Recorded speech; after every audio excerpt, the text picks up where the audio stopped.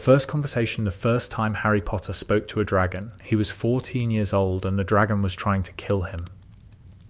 The Hungarian horntail was 40 feet of black scales, yellow eyes, and rage. The rage was professional, the horntail was a nesting mother, and the golden egg placed among her clutch by ministry handlers was an insult she intended to answer with fire. The champions had drawn their numbers. Harry had drawn the horntail. The crowd was watching. The task was, get the egg. Harry entered the enclosure with a plan, the summoning charm, the firebolt, the aerial approach that Moody, who was not Moody, had suggested. The plan was solid. The plan lasted approximately 4 seconds. The horntail lunged, not at Harry, at the space Harry had been occupying, the space he vacated by diving left. The dive was instinct. The instinct saved his life. The horntail's jaws closed on empty air and the crowd gasped, and Harry, on his stomach in the dirt of the enclosure, looked up at 40 feet of dragon and opened his mouth to scream. What came out was not a scream. What came out was a sound that Harry did not recognize. A sound that was not English, not Parseltongue exactly, but something adjacent. A hissing, clicking guttural sound that came from his throat and his chest simultaneously, the way a cough comes from deeper than you expect it to. The sound was language, not human language. The language of scaled things. The horntail stopped. The stopping was not obedience. The stopping was, surprise, the horntail's yellow eyes fixed on Harry with an expression that was not rage, but assessment. The dragon was looking at the small human on the ground the way a professor looked at a student who had just said something unexpected in class.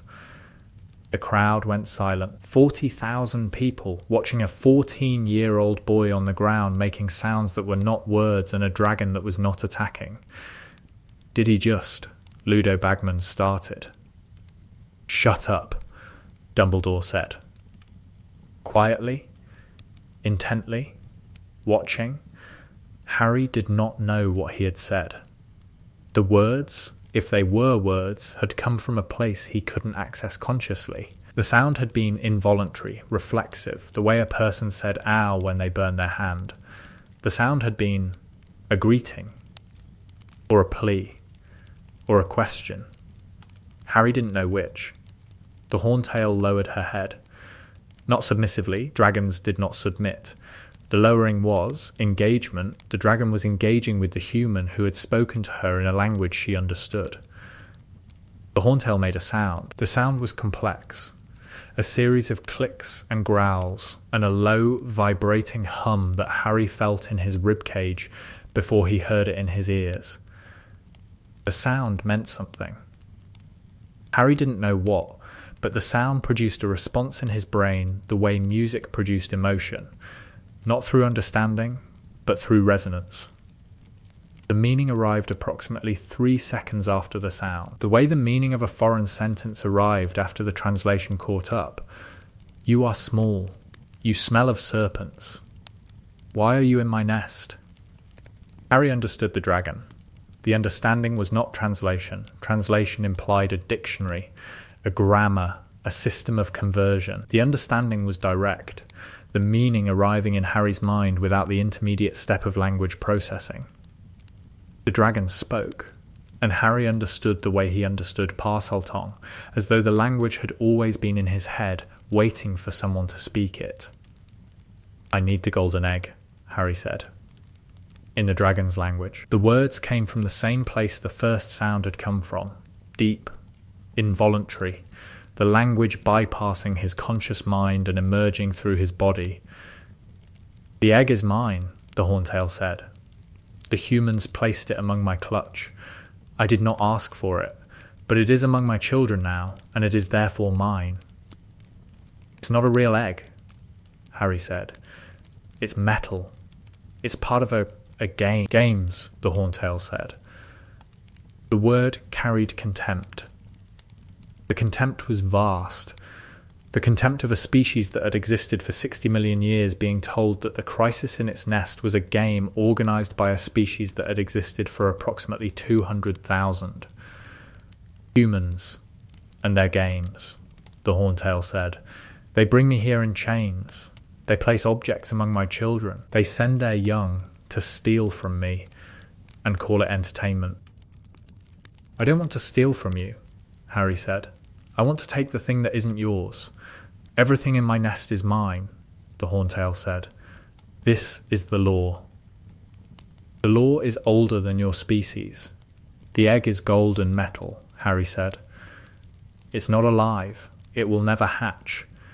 It's taking space from your real eggs. The Horntail looked at Harry. The looking lasted 10 seconds, which was the longest 10 seconds of Harry's life. Yellow eyes the size of dinner plates, the vertical pupil contracting and dilating, the ancient intelligence behind the eyes processing the argument of a 14-year-old human who had, through some mechanism the dragon did not understand, spoken to her in the language of scales. Take it, the Horntail said. The metal thing is wrong among my children. Take it and leave. Harry walked across the enclosure, past the Horntail, who did not move, who watched him with the yellow eyes, who permitted his passage because permission had been negotiated rather than stolen. Harry picked up the golden egg. He turned. He walked back across the enclosure. He left through the entrance.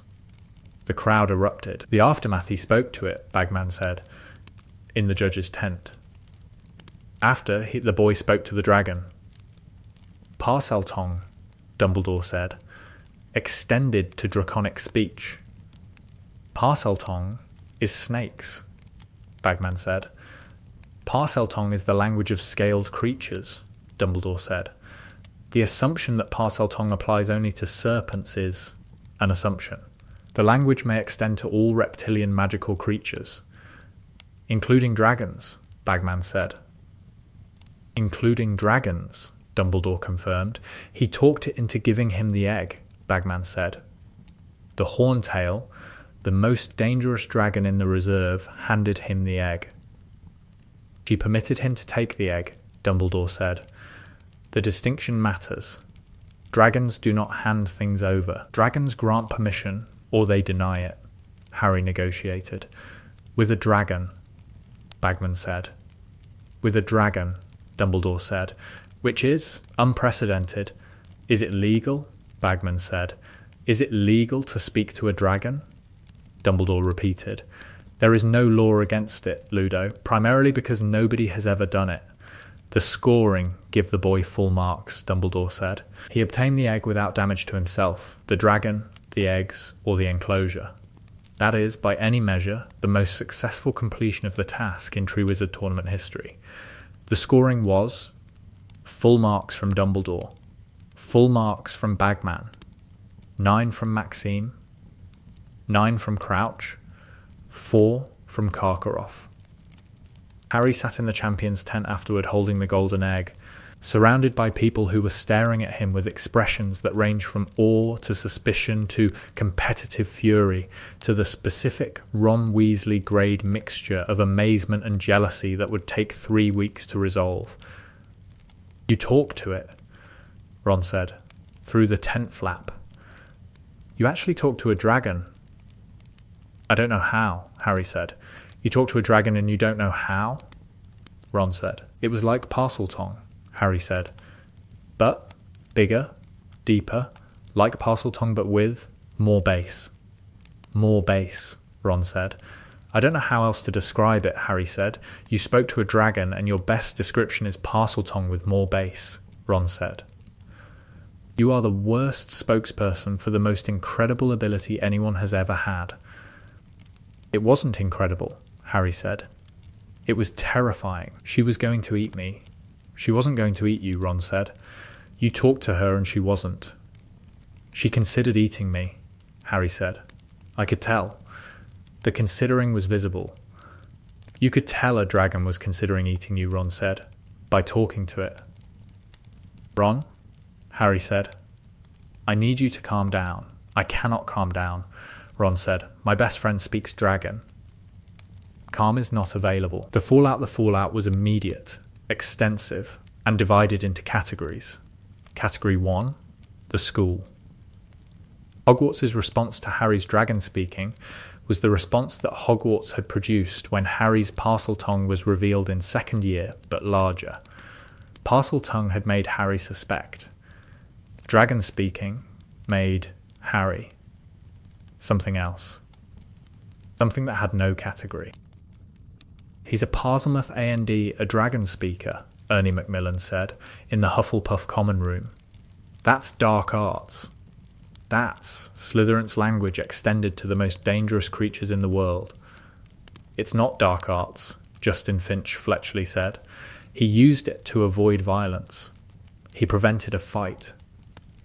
He prevented a fight by speaking the language of dark wizards to a 40-foot killing machine, Ernie said. The method is the concern. The school divided. Some students saw the dragon speaking as heroic. Some students saw it as frightening. The division was familiar. Harry had been through the Parseltongue division in second year. This was the same division, amplified by the fact that dragons were considerably more impressive than snakes. Category 2, the Ministry. The Ministry's response was bureaucratic, which was the Ministry's response to everything. The Department for the Regulation and Control of Magical Creatures dispatched an official to Hogwarts to assess Harry's ability. We'd like to test the extent of the communication, the official said. A thin wizard named Pruitt, from the Dragon Research and Restraint Bureau. Does Mr. Potter speak to all dragons, or only Hungarian horntails? Is the communication bidirectional? Can Mr. Potter issue commands? He can't issue commands, Dumbledore said. He negotiated. The distinction is critical. The distinction is academic, Pruitt said. The practical question is whether Mr. Potter can control dragons. He cannot control dragons, Dumbledore said, any more than you can control another human by speaking their language. With respect, Headmaster, the ability to communicate with dragons has obvious applications for the Bureau. The restraint of wild dragons, the management of reserves, the handling of rogue. Harry is a 14-year-old student, Dumbledore said. He is not a Bureau resource. The Bureau is merely requesting. The Bureau's request is denied, Dumbledore said. Harry will not be tested, assessed, or deployed. Pruitt left. Pruitt filed a report. The report circulated through the Ministry and produced, in the weeks that followed, a series of inquiries, memos, and committee discussions about the strategic implications of a wizard who could speak to dragons. Category 3, Charlie Weasley. Charlie's owl arrived 3 days after the first task. The letter was addressed to Harry, not to Ron, which was unusual. Charlie's letters were always to Ron, who forwarded the interesting parts to Harry. Harry, I heard about the Horntail. I heard about the talking to the Horntail. I need details. Immediately, everything you remember about the language, the sounds, the syntax, the way the meaning arrived. Was it immediate or delayed? Did you sense emotions or just words? Could you hear what she was thinking or only what she said? This changes everything. Harry, I've been working with dragons for 6 years. 6 years of body language and behavioural cues and the assumption that communication was one way. If you can speak to them, if the language is real and learnable, this changes everything about how we manage the reserves. I'm coming to Hogwarts for Christmas. We need to talk. Charlie Weasley arrived at Hogwarts on December 20th. He arrived the way Charlie arrived everywhere, with burn scars, a dragonhide jacket, and the physical presence of a man who spent his professional life standing next to things that could set him on fire. Show me, Charlie said. To Harry. In the room of requirement, which Dobby had arranged.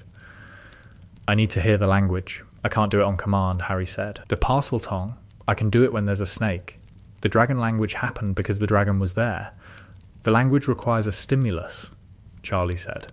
The presence of the creature triggers the speech. I think so, Harry said. With snakes, I can't tell I'm speaking Parseltongue unless someone points it out. It sounds like English to me.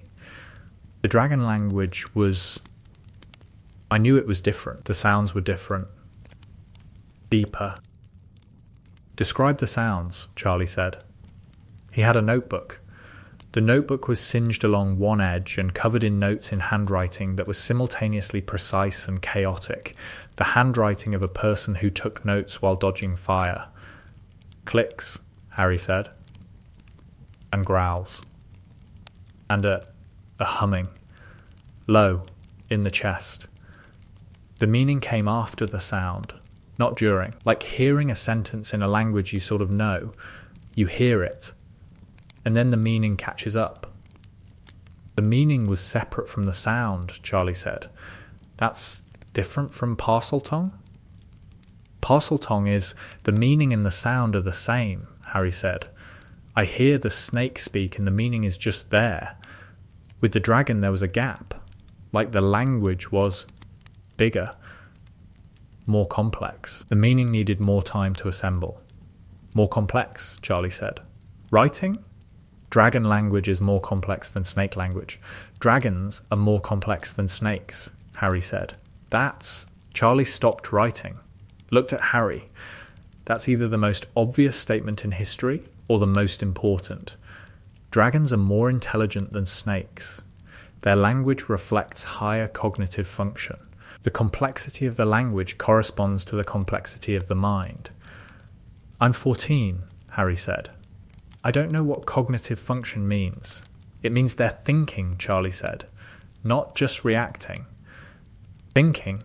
The Horntail didn't attack you because she processed your argument and concluded that giving you the metal egg was logical. She concluded that the metal egg was wrong among her children, Harry said. She has aesthetic preferences about her clutch, Charlie said.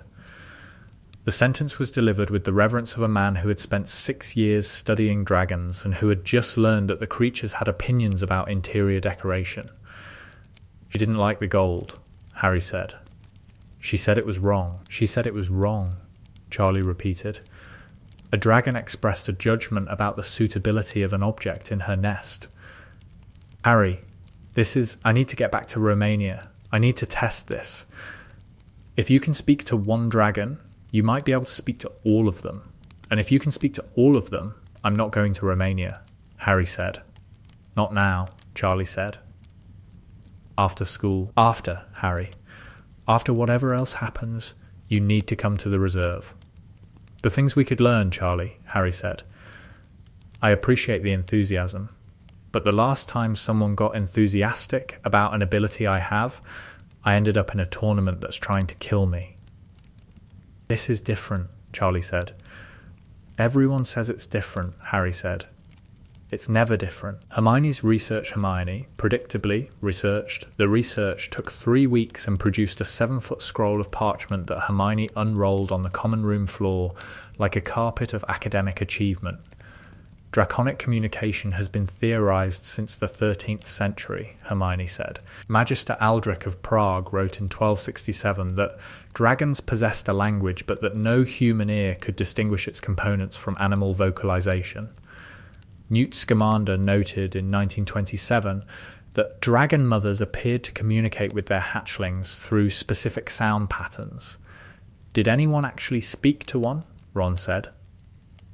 One documented case, Hermione said. 1402, a Welsh wizard named Cadwagan ap Rhys claimed to speak to a common Welsh green.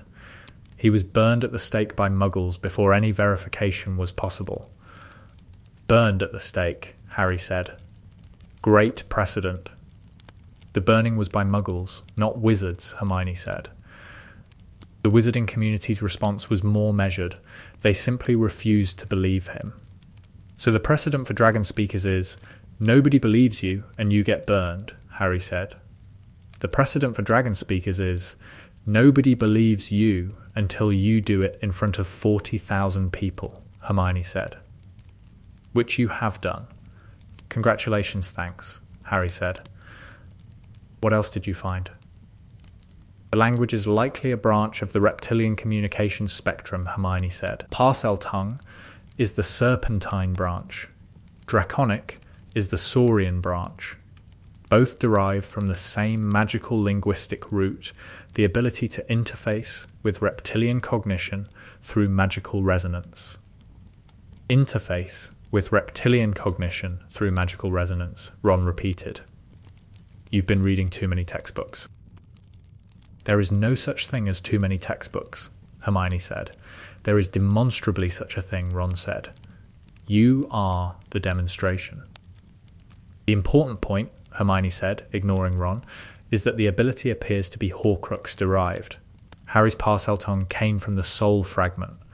The draconic extension is likely the same source. Voldemort's soul fragment providing access to a broader spectrum of reptilian communication than parcel tongue alone. So, it's Voldemort's ability, Harry said. It's an ability enabled by Voldemort's soul fragment, Hermione said. Whether Voldemort himself possesses draconic speech is unknown.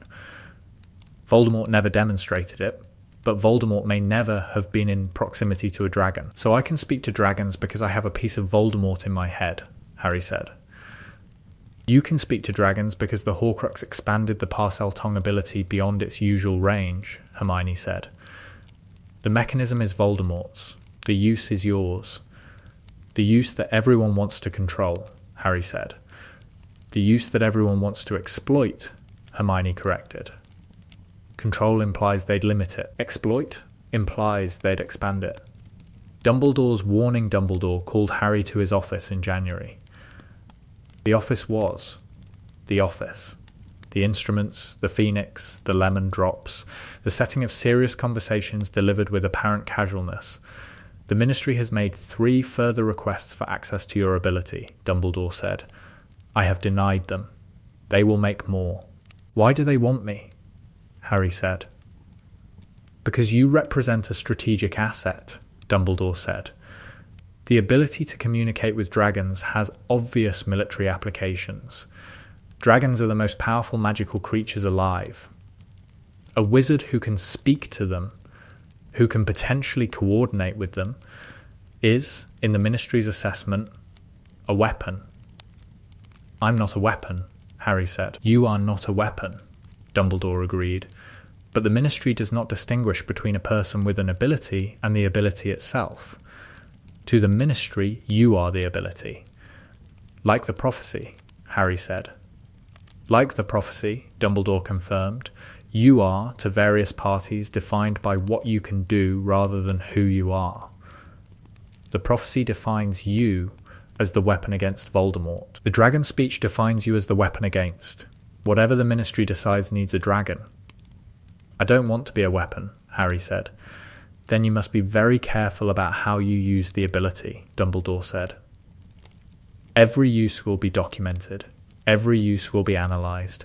Every use will be used as evidence that you should be deployed. So I should... What? Not use it?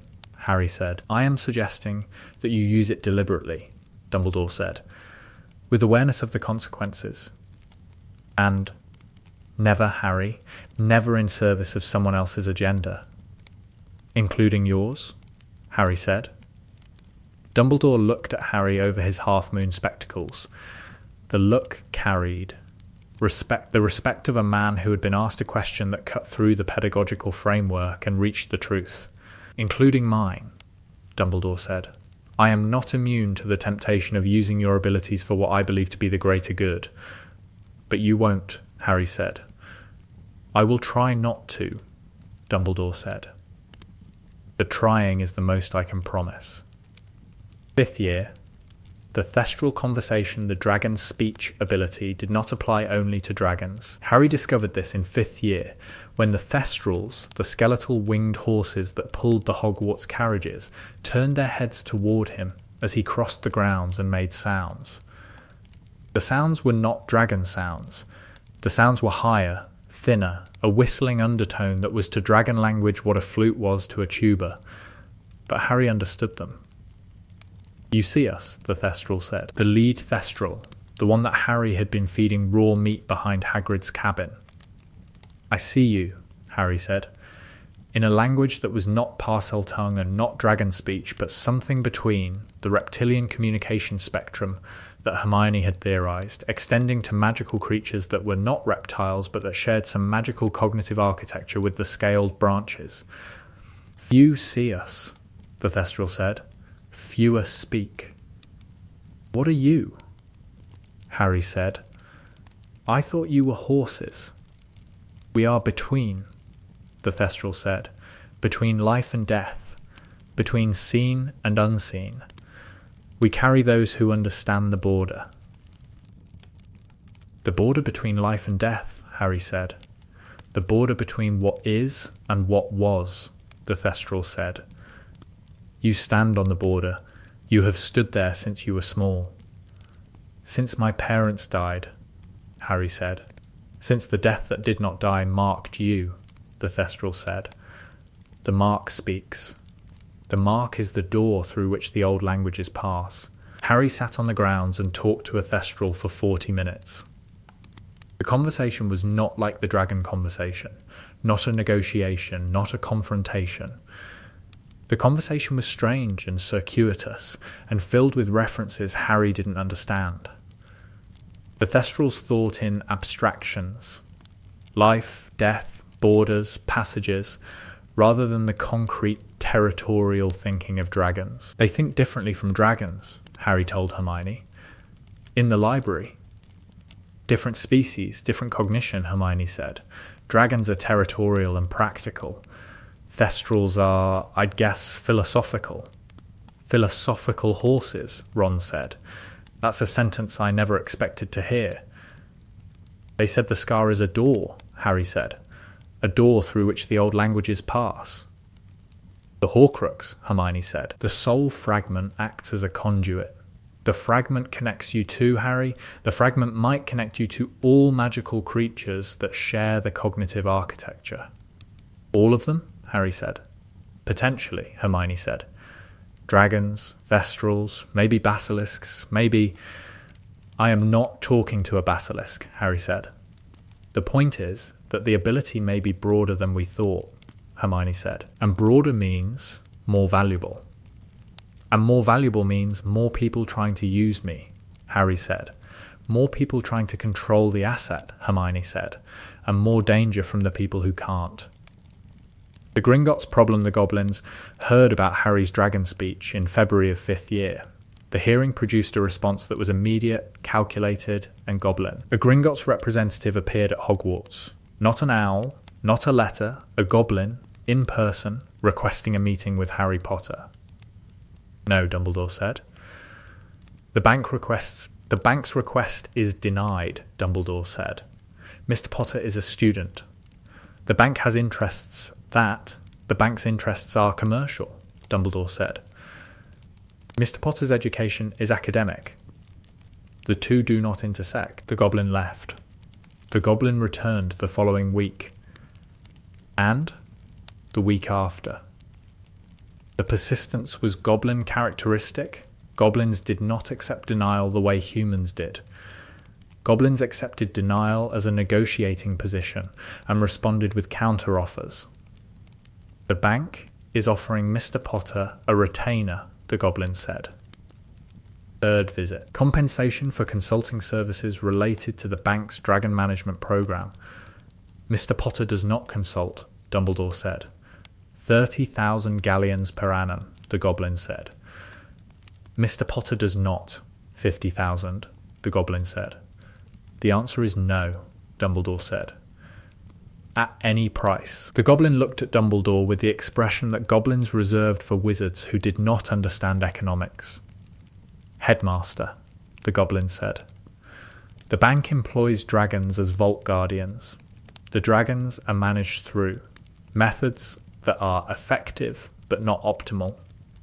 A wizard who could communicate with the dragons could improve management efficiency by an estimated 40%. Improve management efficiency, Dumbledore said.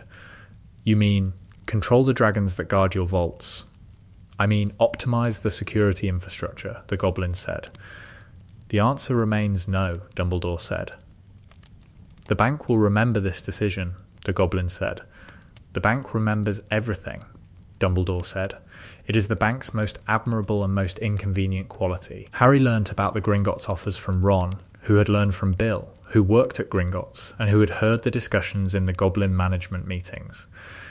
They want to hire you to talk to their vault dragons, Ron said. I'm 14, Harry said. They offered 50,000 galleons, Ron said, per year. I'm 14, Harry repeated. You'd be the highest paid 14-year-old in wizarding history, Ron said. Ron, I can't work for Gringotts. I can't work for anyone. The minute I start working for someone, I become their tool, their dragon-controlling tool. You can't control dragons, Ron said. They don't know that, Harry said. Everyone assumes speaking to dragons means controlling dragons. It doesn't. Speaking to the Horntail didn't give me control. It gave me a conversation. She chose to let me take the egg. She could have chosen not to. So the ability is? Asking politely? Ron said. The ability is talking, Harry said. Talking to creatures that nobody else can talk to. The talking doesn't guarantee anything. Except that Gringotts wants to pay you 50,000 galleons for it, Ron said. Which is, Harry, my dad makes 5,000 a year. I know, Harry said. And the answer is still no. I just want you to know, Ron said, that turning down 50,000 galleons physically hurts me. 6th year, Dumbledore's request Dumbledore asked Harry to speak to a dragon in 6th year. The asking was the thing Dumbledore had promised to try not to do, and the trying had lasted 2 years, and the circumstance had changed. There is a cave, Dumbledore said, on a cliff by the sea. Inside the cave there is a lake. Inside the lake there is an island. On the island there is a locket. A Horcrux, Harry said. A Horcrux, Dumbledore confirmed. The cave is protected by I have been surveying the protections. The protections include Inferi, a potion, and, beneath the lake, something else. Something else, Harry said. Something old, Dumbledore said. Something that predates Voldemort's modifications. The cave was used, before Voldemort claimed it, as a dragon roosting site. The geological surveys suggest a submarine chamber beneath the lake where a dragon, likely an extinct Hebridean subspecies, established a lair. You think there's a dragon in the cave, Harry said. I think there is evidence of draconic habitation, Dumbledore said. The magical residue is consistent. The cave's natural protections, the cliff approach, the sea entrance, the temperature regulation are consistent with dragon roosting patterns. And you want me to, what? Talk to a dead dragon's ghost? I want you to determine whether the draconic presence is residual or active, Dumbledore said. Because if there is a living dragon beneath that lake, my plan to cross it by boat becomes considerably more complicated. You're asking me to scout for you, Harry said. I'm asking you to use your ability in service of a mission that may determine the war's outcome, Dumbledore said. You said you'd try not to use me, Harry said. I said the trying was the most I could promise, Dumbledore said. The circumstance has exceeded the promise. Harry went to the cave. With Dumbledore. The boat, the lake, the darkness. Harry listened. The listening was different from speaking. The listening was passive, the extension of the draconic perception into the water, into the stone, into the depths beneath the lake. Nothing. No dragon. No draconic presence.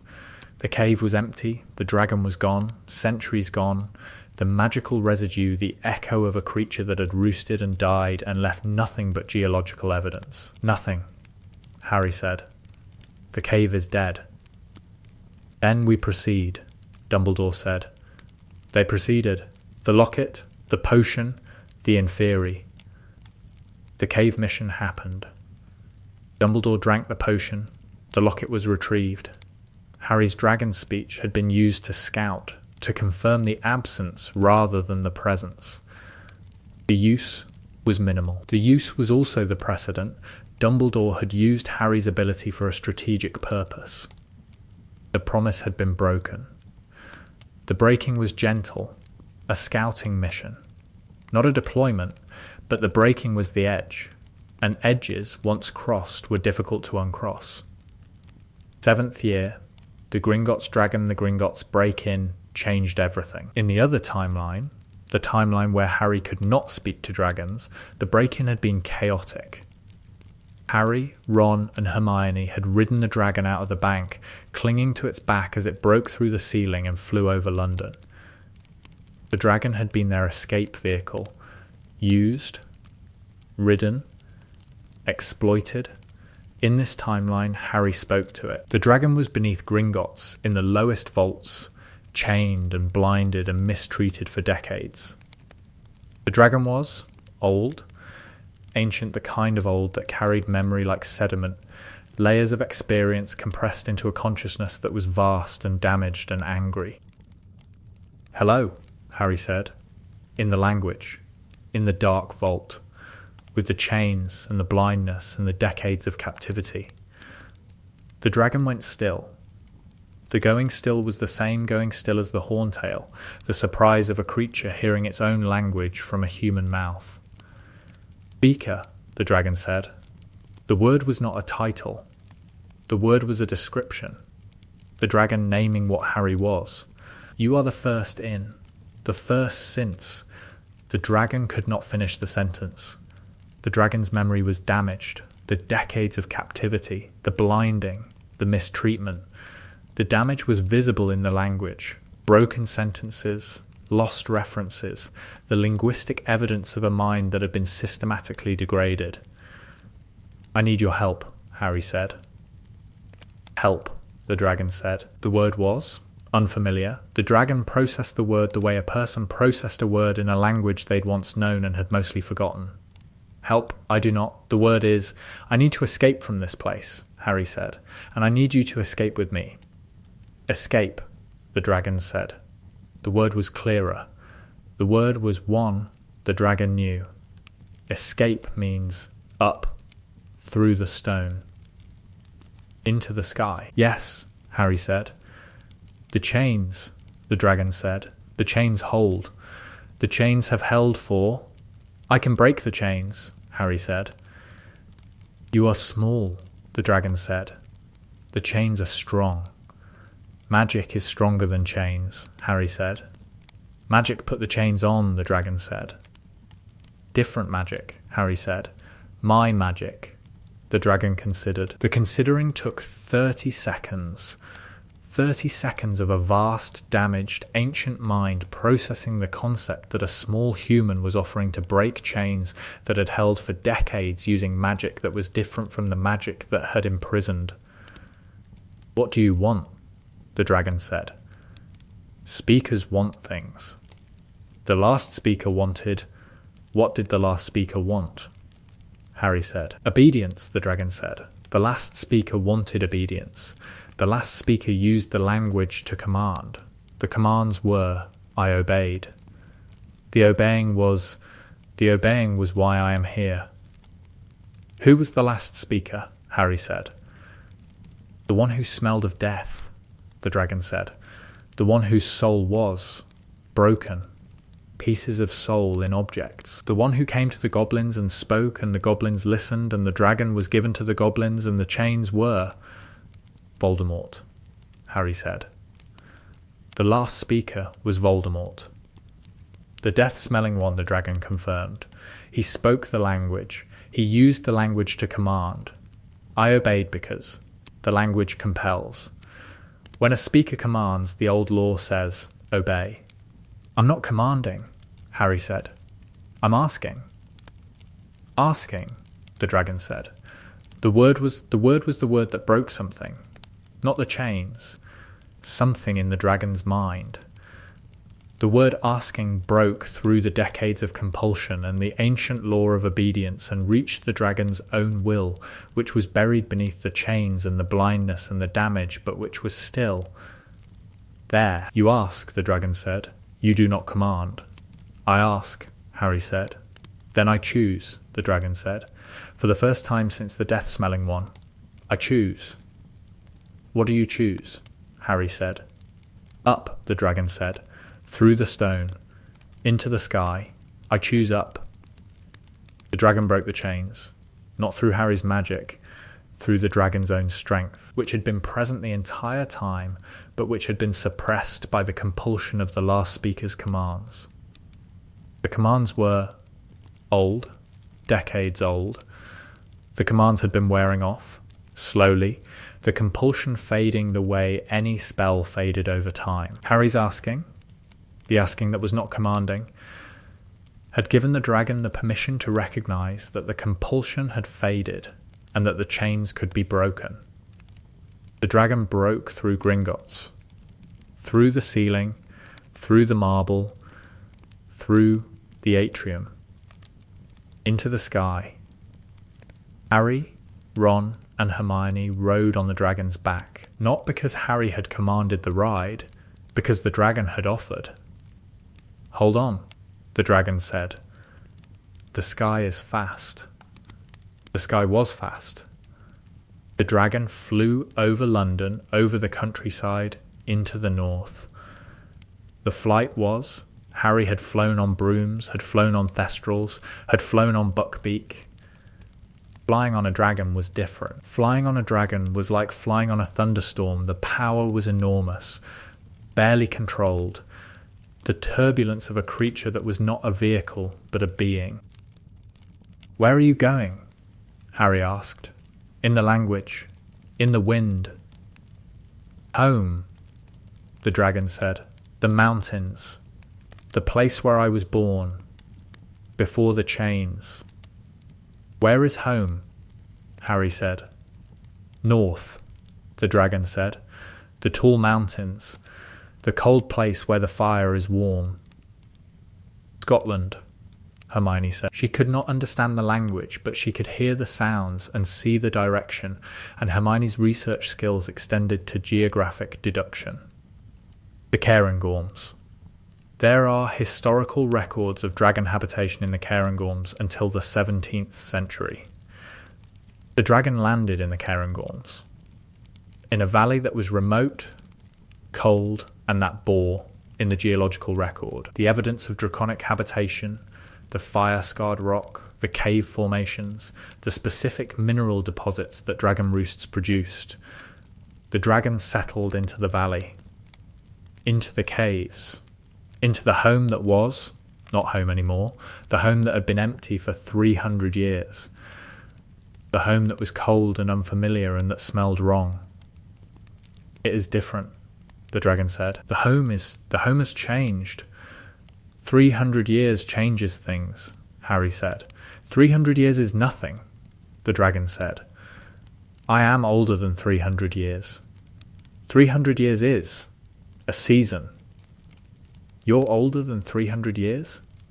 Harry said. I was born when the mountains were young, the dragon said. The goblins took me when the mountains were less young. The chains held me while the mountains grew old. How old are you? Harry said. The dragon did not answer.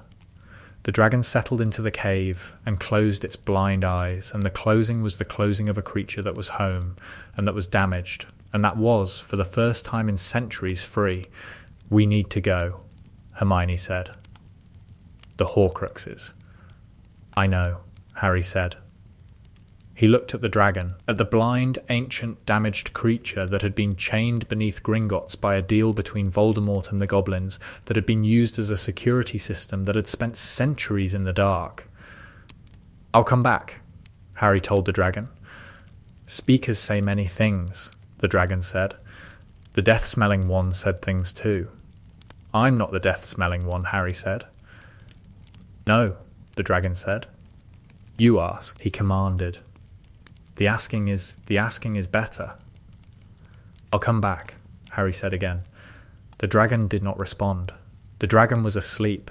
The sleeping was the sleeping of a creature that was free and that did not trust the freedom and that slept because sleeping was the only safe response to a world that had chained you. The battle, the dragon returns, the battle of Hogwarts. May 2nd. The castle under siege. The Death Eaters advancing. Harry did not call the dragon.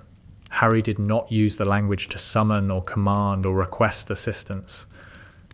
Harry fought the battle the way the battle was fought, with wands and spells and the desperate human-scale violence of a war between wizards.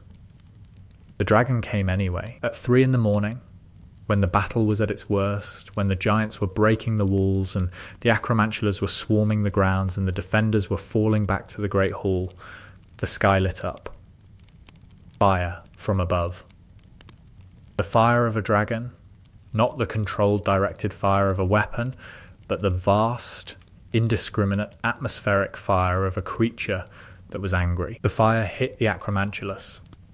The acromantulas burned. The fire hit the grounds between the castle and the Dark Lord's forces. The grounds burned. The fire created a line, a wall of flame between the castle and the attackers. Dragon. Someone shouted from the battlements. The dragon, the Gringotts dragon, the blind, ancient, freed by Harry dragon circled the castle. The circling was not strategic. The circling was territorial. The dragon was establishing a perimeter. The dragon was claiming the space. Speaker, the dragon said, from the sky. Harry heard it, heard the voice through the fire and the battle and the distance. You asked. You did not command. You freed me, I owe. The owing is the old law. The old law says, debts are paid. I didn't ask for this, Harry said, looking up. You did not ask, the dragon confirmed. I chose. The choosing is mine. The debt is mine. The fire is mine. The dragon's fire held the line for 40 minutes. 40 minutes during which the Death Eaters could not advance, during which the defenders regrouped, during which the tactical situation shifted from desperate to tenable. The dragon did not fight the Death Eaters directly. The dragon was blind. The dragon could not target individuals. The dragon created firewalls, atmospheric barriers, the environmental control that a creature of that size and power could produce. The fire was not precision. The fire was landscape alteration. He's changing the battlefield, Ron said, from the battlements. Watching the fire. The dragon he's making the grounds impassable, Harry said. What? Ron said. The dragon is female, Harry said. The female dragon is changing the battlefield, Ron said. Harry, that's amazing. That's one dragon choosing to help, Harry said. Not because I asked. Because she chose. The choosing is the important part, Hermione said. The choosing is the only part, Harry said. After the battle, the consequences of the dragon's intervention at the Battle of Hogwarts saved an estimated 70 lives and prevented the fall of the castle. The intervention was documented by every surviving witness.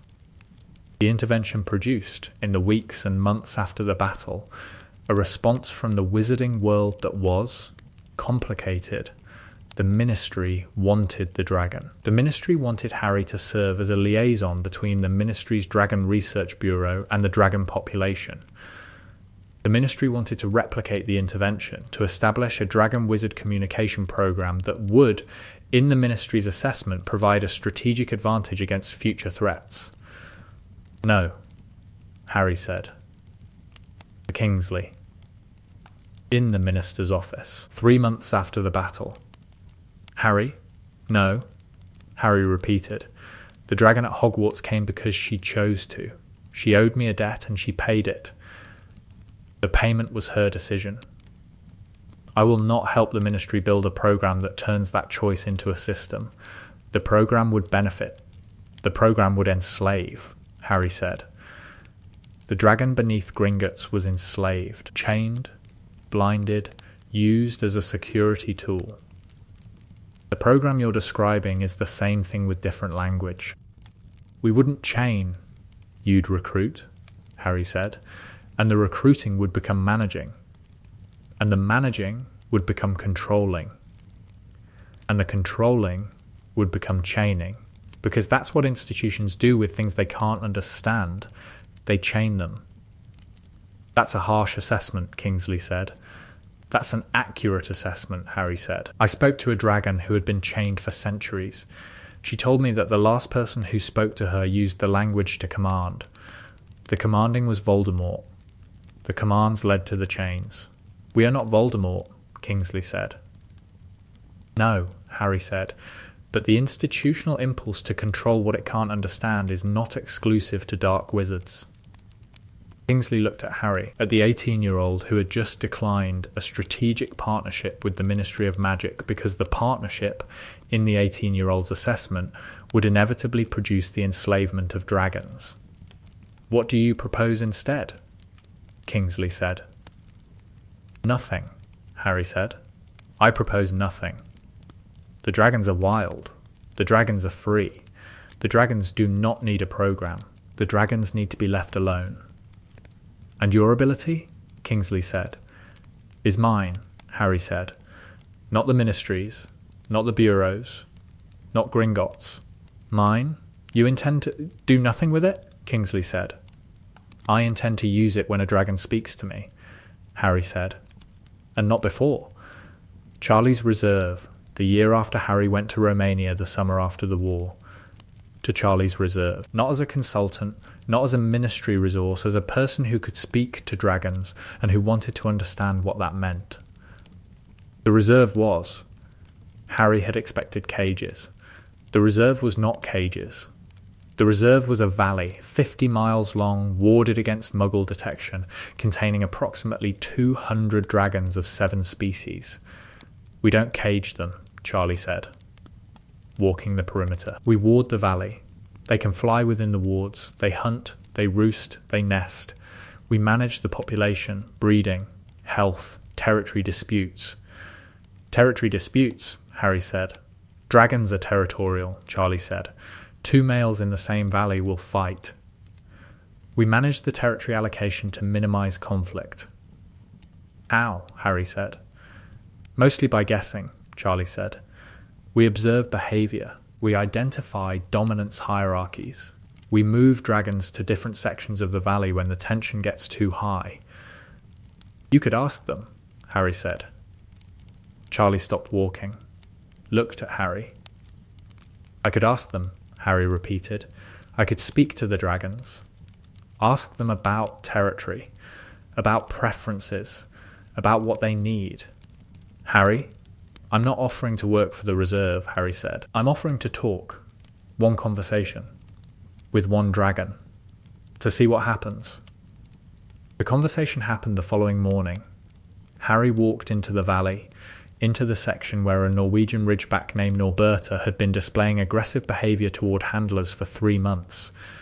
She's been difficult, Charlie said, from behind the ward barrier. 50 metres back. Rejecting food, charging handlers.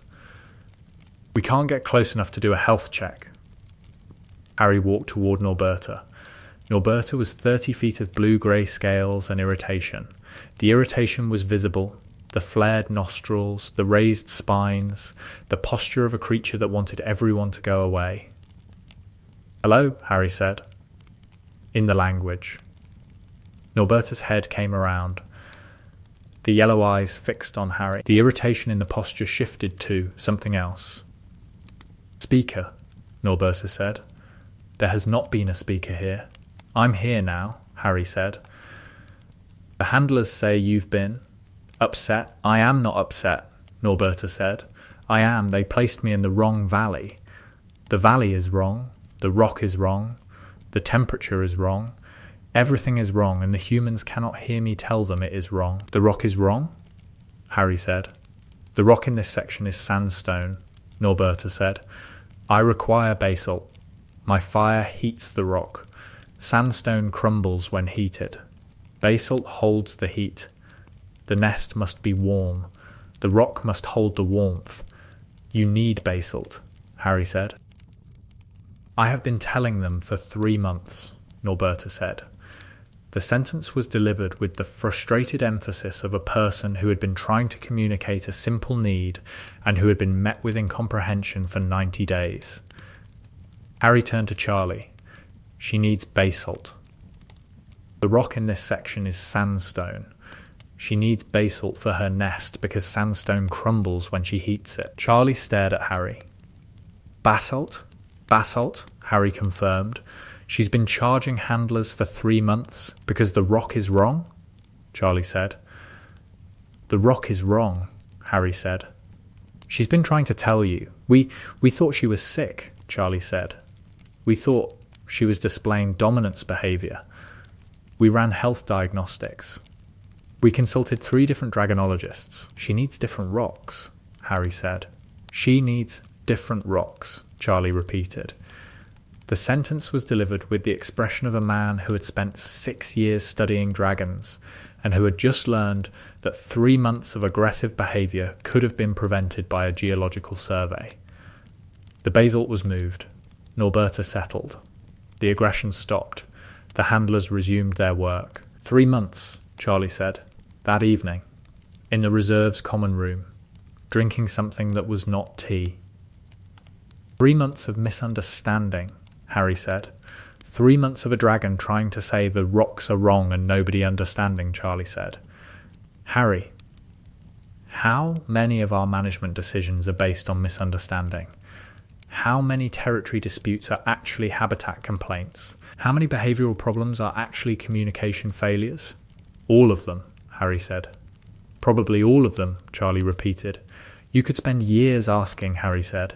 Every dragon in the reserve, their needs, their preferences, Charlie, they have opinions.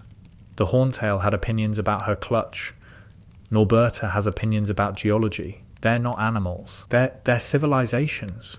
Individual civilizations, each with preferences and knowledge, and nobody has ever asked them, Charlie said. Nobody has ever been able to ask them, Harry said.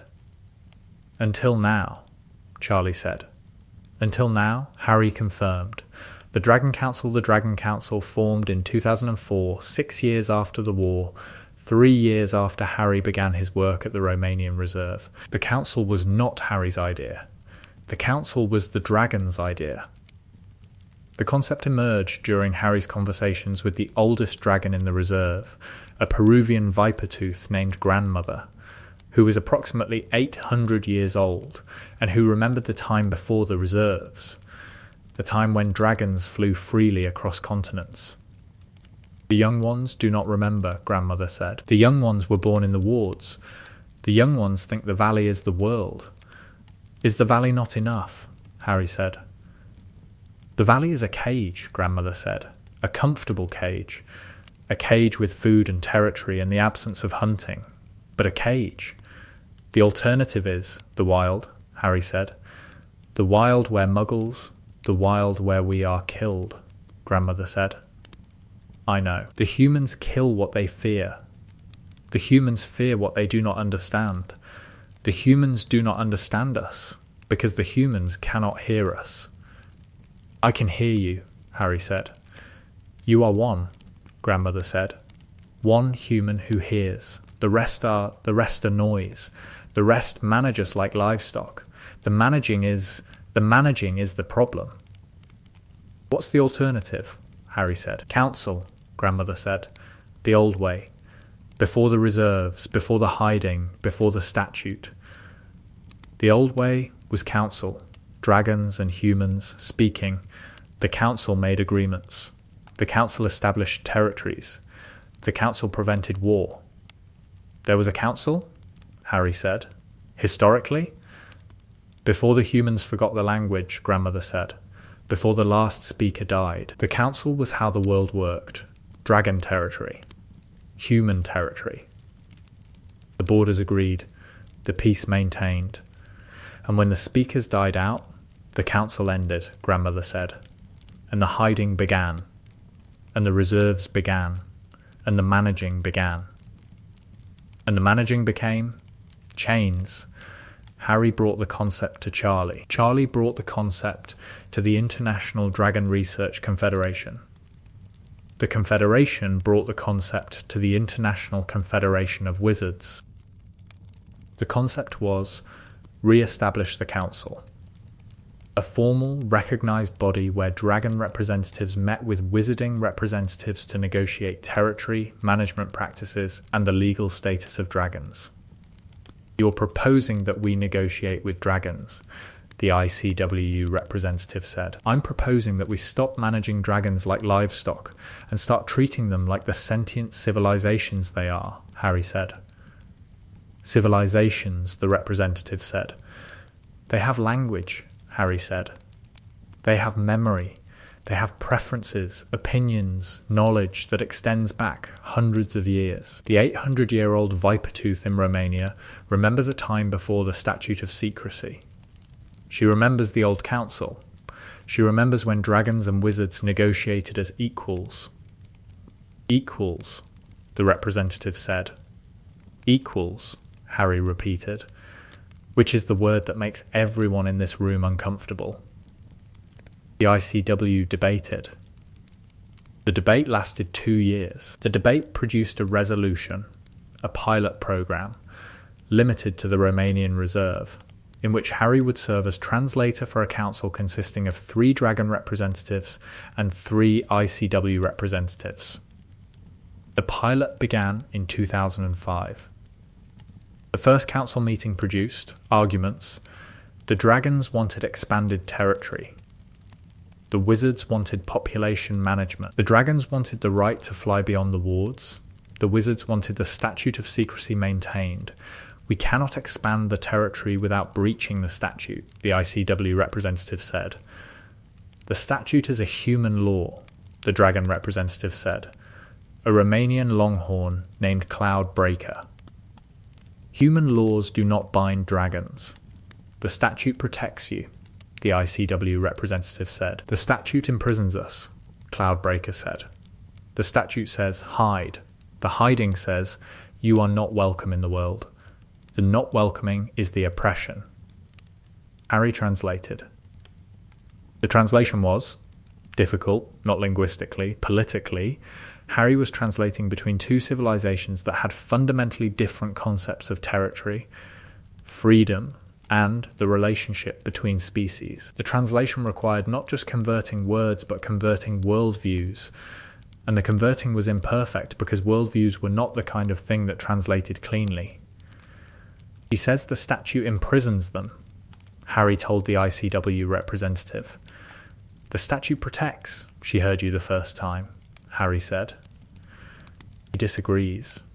The disagreement is substantive, not linguistic. The first council meeting lasted 6 hours and produced no agreements. The second meeting lasted 8 hours and produced 1 agreement. The wards would be expanded by 10% to accommodate nesting territory. The third meeting produced a second agreement. The handlers would consult with dragon representatives before making territory reassignments. The agreements were small. The agreements were the beginning. This is very slow, Harry told Grandmother. Everything worth doing is slow, Grandmother said. The mountains grew slowly, the rivers carved slowly. The council, when it existed, was slow. Speed is for hunting. Patience is for governing. I've heard that before, Harry said. From humans. The wisdom is not species-specific, Grandmother said. The wisdom is universal. The application is difficult. 20 years later, Harry Potter at 38 was the ambassador to Dragonkind. The title was official, granted by the International Confederation of Wizards in 2011 after the pilot program produced measurable results. The title was also ridiculous.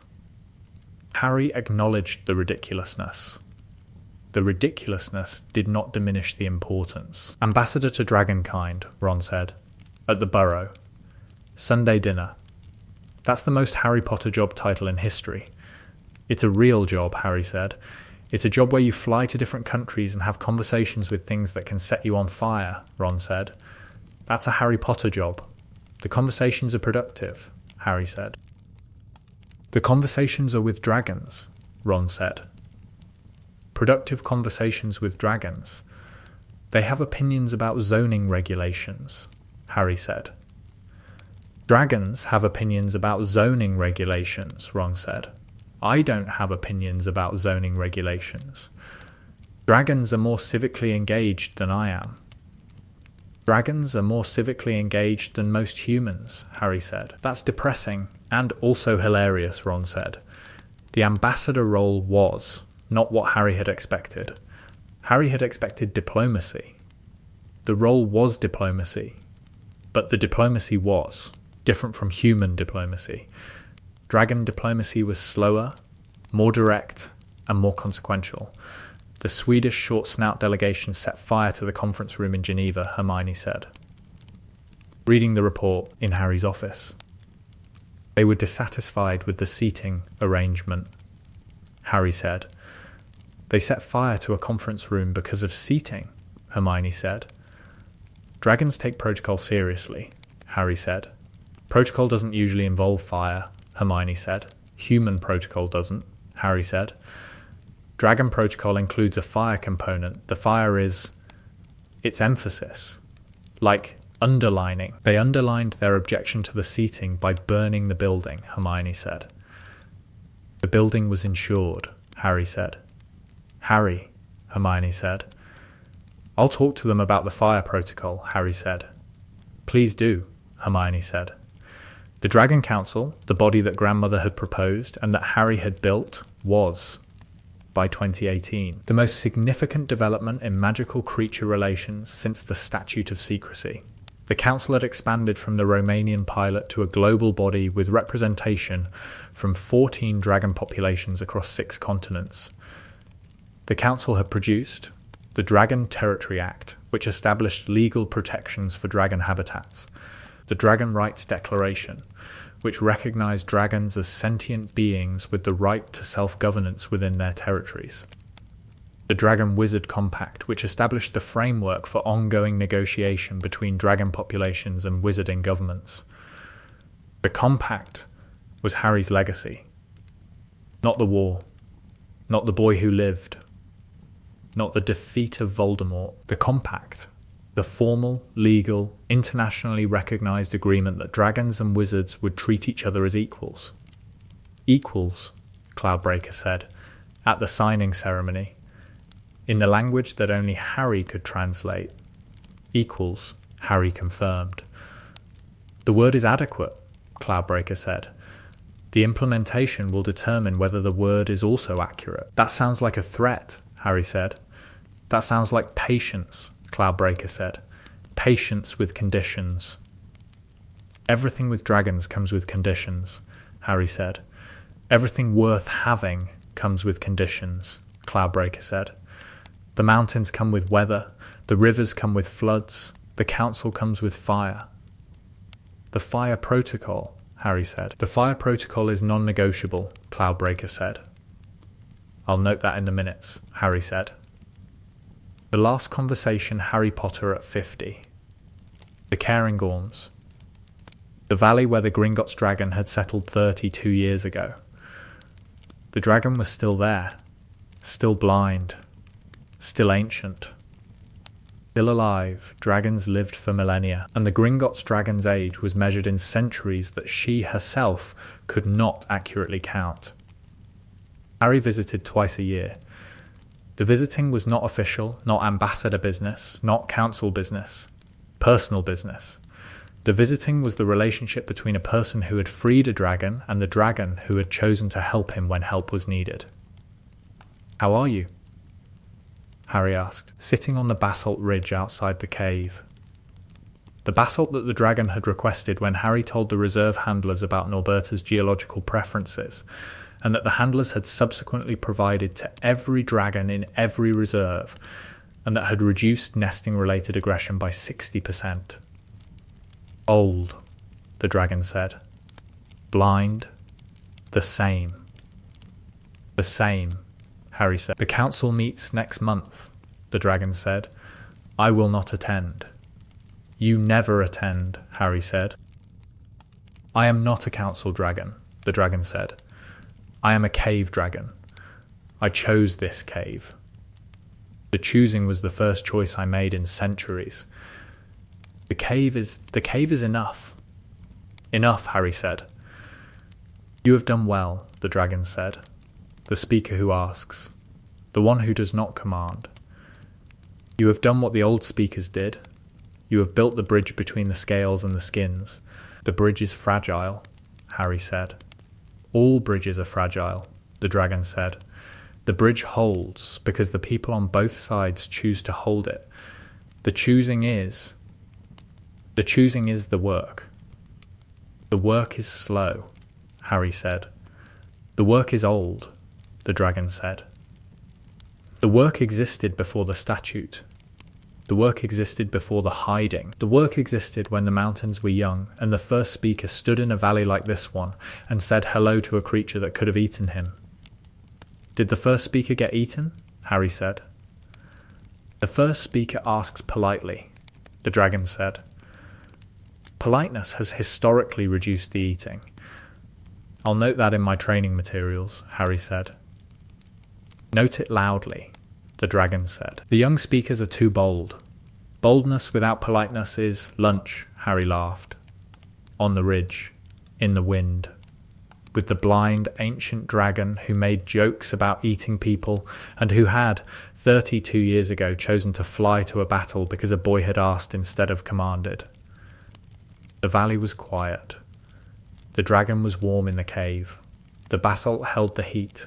The sky was clear. Harry sat on the ridge and looked at the mountains and did not think about prophecies or wars or the boy who had lived. He thought about language, the language that had come from a scar and a soul fragment and that had, through 30 years of use, become something else.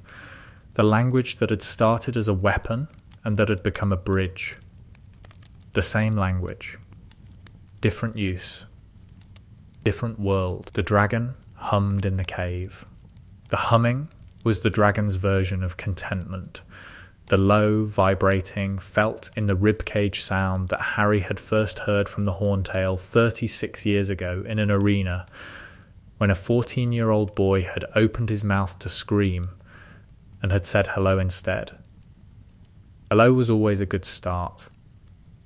Let us know what you'd like to see next. Expanded Scenes second year, the basilisk was the first creature Harry spoke to that wanted to kill him on principle. The Chamber of Secrets. The Pipe. The Descent. Tom Riddle's shade standing beside the enormous serpent, the king of serpents, the creature that had been petrifying students since September. Kill the boy, Riddle said. In Parseltongue, the command that Harry understood because Parseltongue was the base language, the serpentine root from which the draconic branch extended. The basilisk opened its mouth. The mouth was, Harry had seen, big. The horntail would be big. The basilisk was a different category. The basilisk's mouth was the mouth of a creature that had been bred to kill and that had spent 1,000 years in a pipe waiting for someone to speak the right language. Harry spoke to the basilisk. Not in Parseltongue, or not only in Parseltongue. The language that came out was wider than Parseltongue, the language that would later extend to dragons and thestrals, but that was, here in the chamber, reaching for the serpent's cognition. Stop, Harry said. The basilisk did not stop. The basilisk lunged. The lunging was the answer. The basilisk was not like the horntail. The horntail had been a wild creature with her own will, capable of negotiation. The basilisk was a weapon bred by Slytherin, bound by Slytherin's magic, controlled by the heir's command. The basilisk's will had been overwritten 1,000 years ago by the enchantment that made it Slytherin's servant. The master speaks, the basilisk said, the words arriving in Harry's mind. The master says kill. I kill. I'm speaking to you too, Harry said. My Parseltongue is, you are not the master, the basilisk said. The master has the blood. The master has the command. You have the words but not the authority. Authority, Harry said, dodging, running, the conversation happening while the basilisk pursued him through the chamber. What authority? The authority of the line, the basilisk said. The line of the chamber's builder. The authority passes through blood. The words without the blood are, Insufficient. So Parseltongue doesn't give me authority over you, Harry said. Parseltongue gives you comprehension, the basilisk said. Comprehension is not control. The other one, the shade carries the line. The shade carries the command. The shade is a memory, Harry said. A piece of a soul in a diary. The shade is the master, the basilisk said. The piece is sufficient. The command is valid. Harry understood, in the middle of running from a 60-foot serpent, two things. First, that speaking a creature's language did not mean controlling it. The language provided communication, not authority. Second, that the basilisk was enslaved, bound to the air's line by magic that overrode its own will, that made it a weapon rather than a being. The basilisk was, in its own way, the first victim Harry encountered. The first magical creature whose situation was indentured, compelled, serving a dead master's legacy through chains that were linguistic rather than physical. "I'm sorry," Harry said, to the basilisk, while pulling the sword of Gryffindor from the sorting hat, while the basilisk lunged again. "Sorry is not relevant," the basilisk said. "The command is relevant. The master says kill." Harry killed the basilisk. The sword through the mouth, the fang through his arm, the phoenix tears, the diary destroyed. The killing was. Harry had killed before. The basilisk was the first creature Harry killed that he had spoken to. The first creature whose perspective he had understood. The basilisk had not wanted to kill him. The basilisk had been compelled to kill him. The killing of a compelled creature was different from the killing of a willing attacker. Harry did not process this at 12. Harry filed it. The filing was beneath the more urgent processing. Ginny, the diary, the arm wound. The filed understanding would surface years later, in the Gringotts vault, when Harry encountered another creature bound by magical compulsion and chose that time to free rather than to kill. Third year, the runespore in third year, a runespore was found in the Forbidden Forest. The three-headed snake was unusual in Britain, runespores were native to Burkina Faso, and the finding produced a magical creatures class that Hagrid conducted with the enthusiasm that Hagrid brought to every dangerous creature, and that the students received with the terror that Hagrid's enthusiasm warranted. "Beautiful, isn't she?" Hagrid said, holding the runespore. 3 heads weaving, 3 sets of eyes tracking the students. The left head was the planner, the middle head was the dreamer, the right head was the critic. All 3 spoke. Harry heard all 3. Simultaneously, the hearing was cacophonous, 3 voices, 3 perspectives, 3 agendas, speaking the serpentine language at the same time. "The children are small," the left head said. "We should evaluate the threat." "The children smell like breakfast," the middle head said. "The one with the red hair smells like eggs." "We should leave," the right head said. "This is humiliating." "A runespore held by a man with a beard. She's not dangerous," Hagrid said. "Runespores are, well, the right head can be a bit nippy, but she wants to leave," Harry said. Without thinking, the sentence coming out before the filter engaged, the class went quiet. The same looking as second year, the Parseltongue suspicion looking resumed. "You understood her?" Hagrid said. "All 3 heads," Harry said. "The left one is evaluating threats. The middle one thinks Ron smells like eggs. The right one wants to go." "I do not smell like eggs," Ron said. "The middle head says you do," Harry said. "The middle head is wrong," Ron said. Should I put her back?" Hagrid said.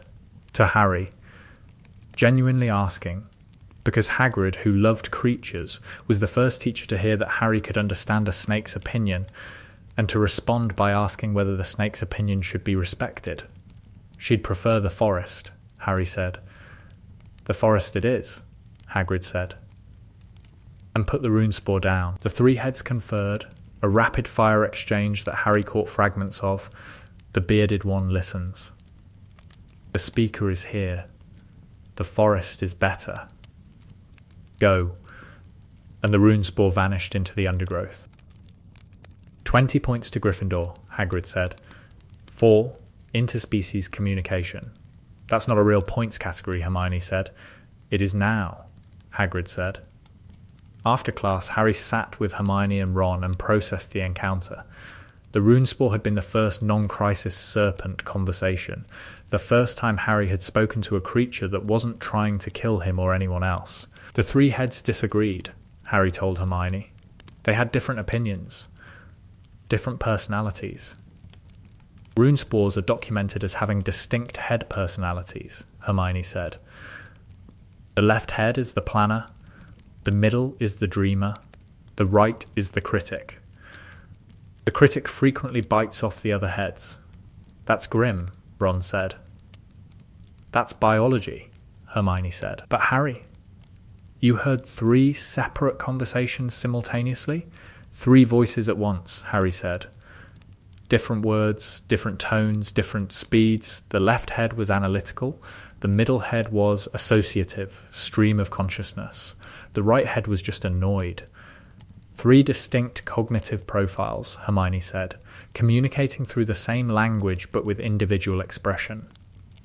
That's evidence that reptilian cognition is individually variable, not species level, individual level. Is that important? Harry said. That's the difference between animals think and animals are persons, Hermione said. If each head of a rune spore has an individual personality expressed through language, then the rune spore isn't a creature with 3 instincts. It's a creature with 3 minds. 3 minds in one body that can't agree on anything, Ron said. Like living with Fred and George.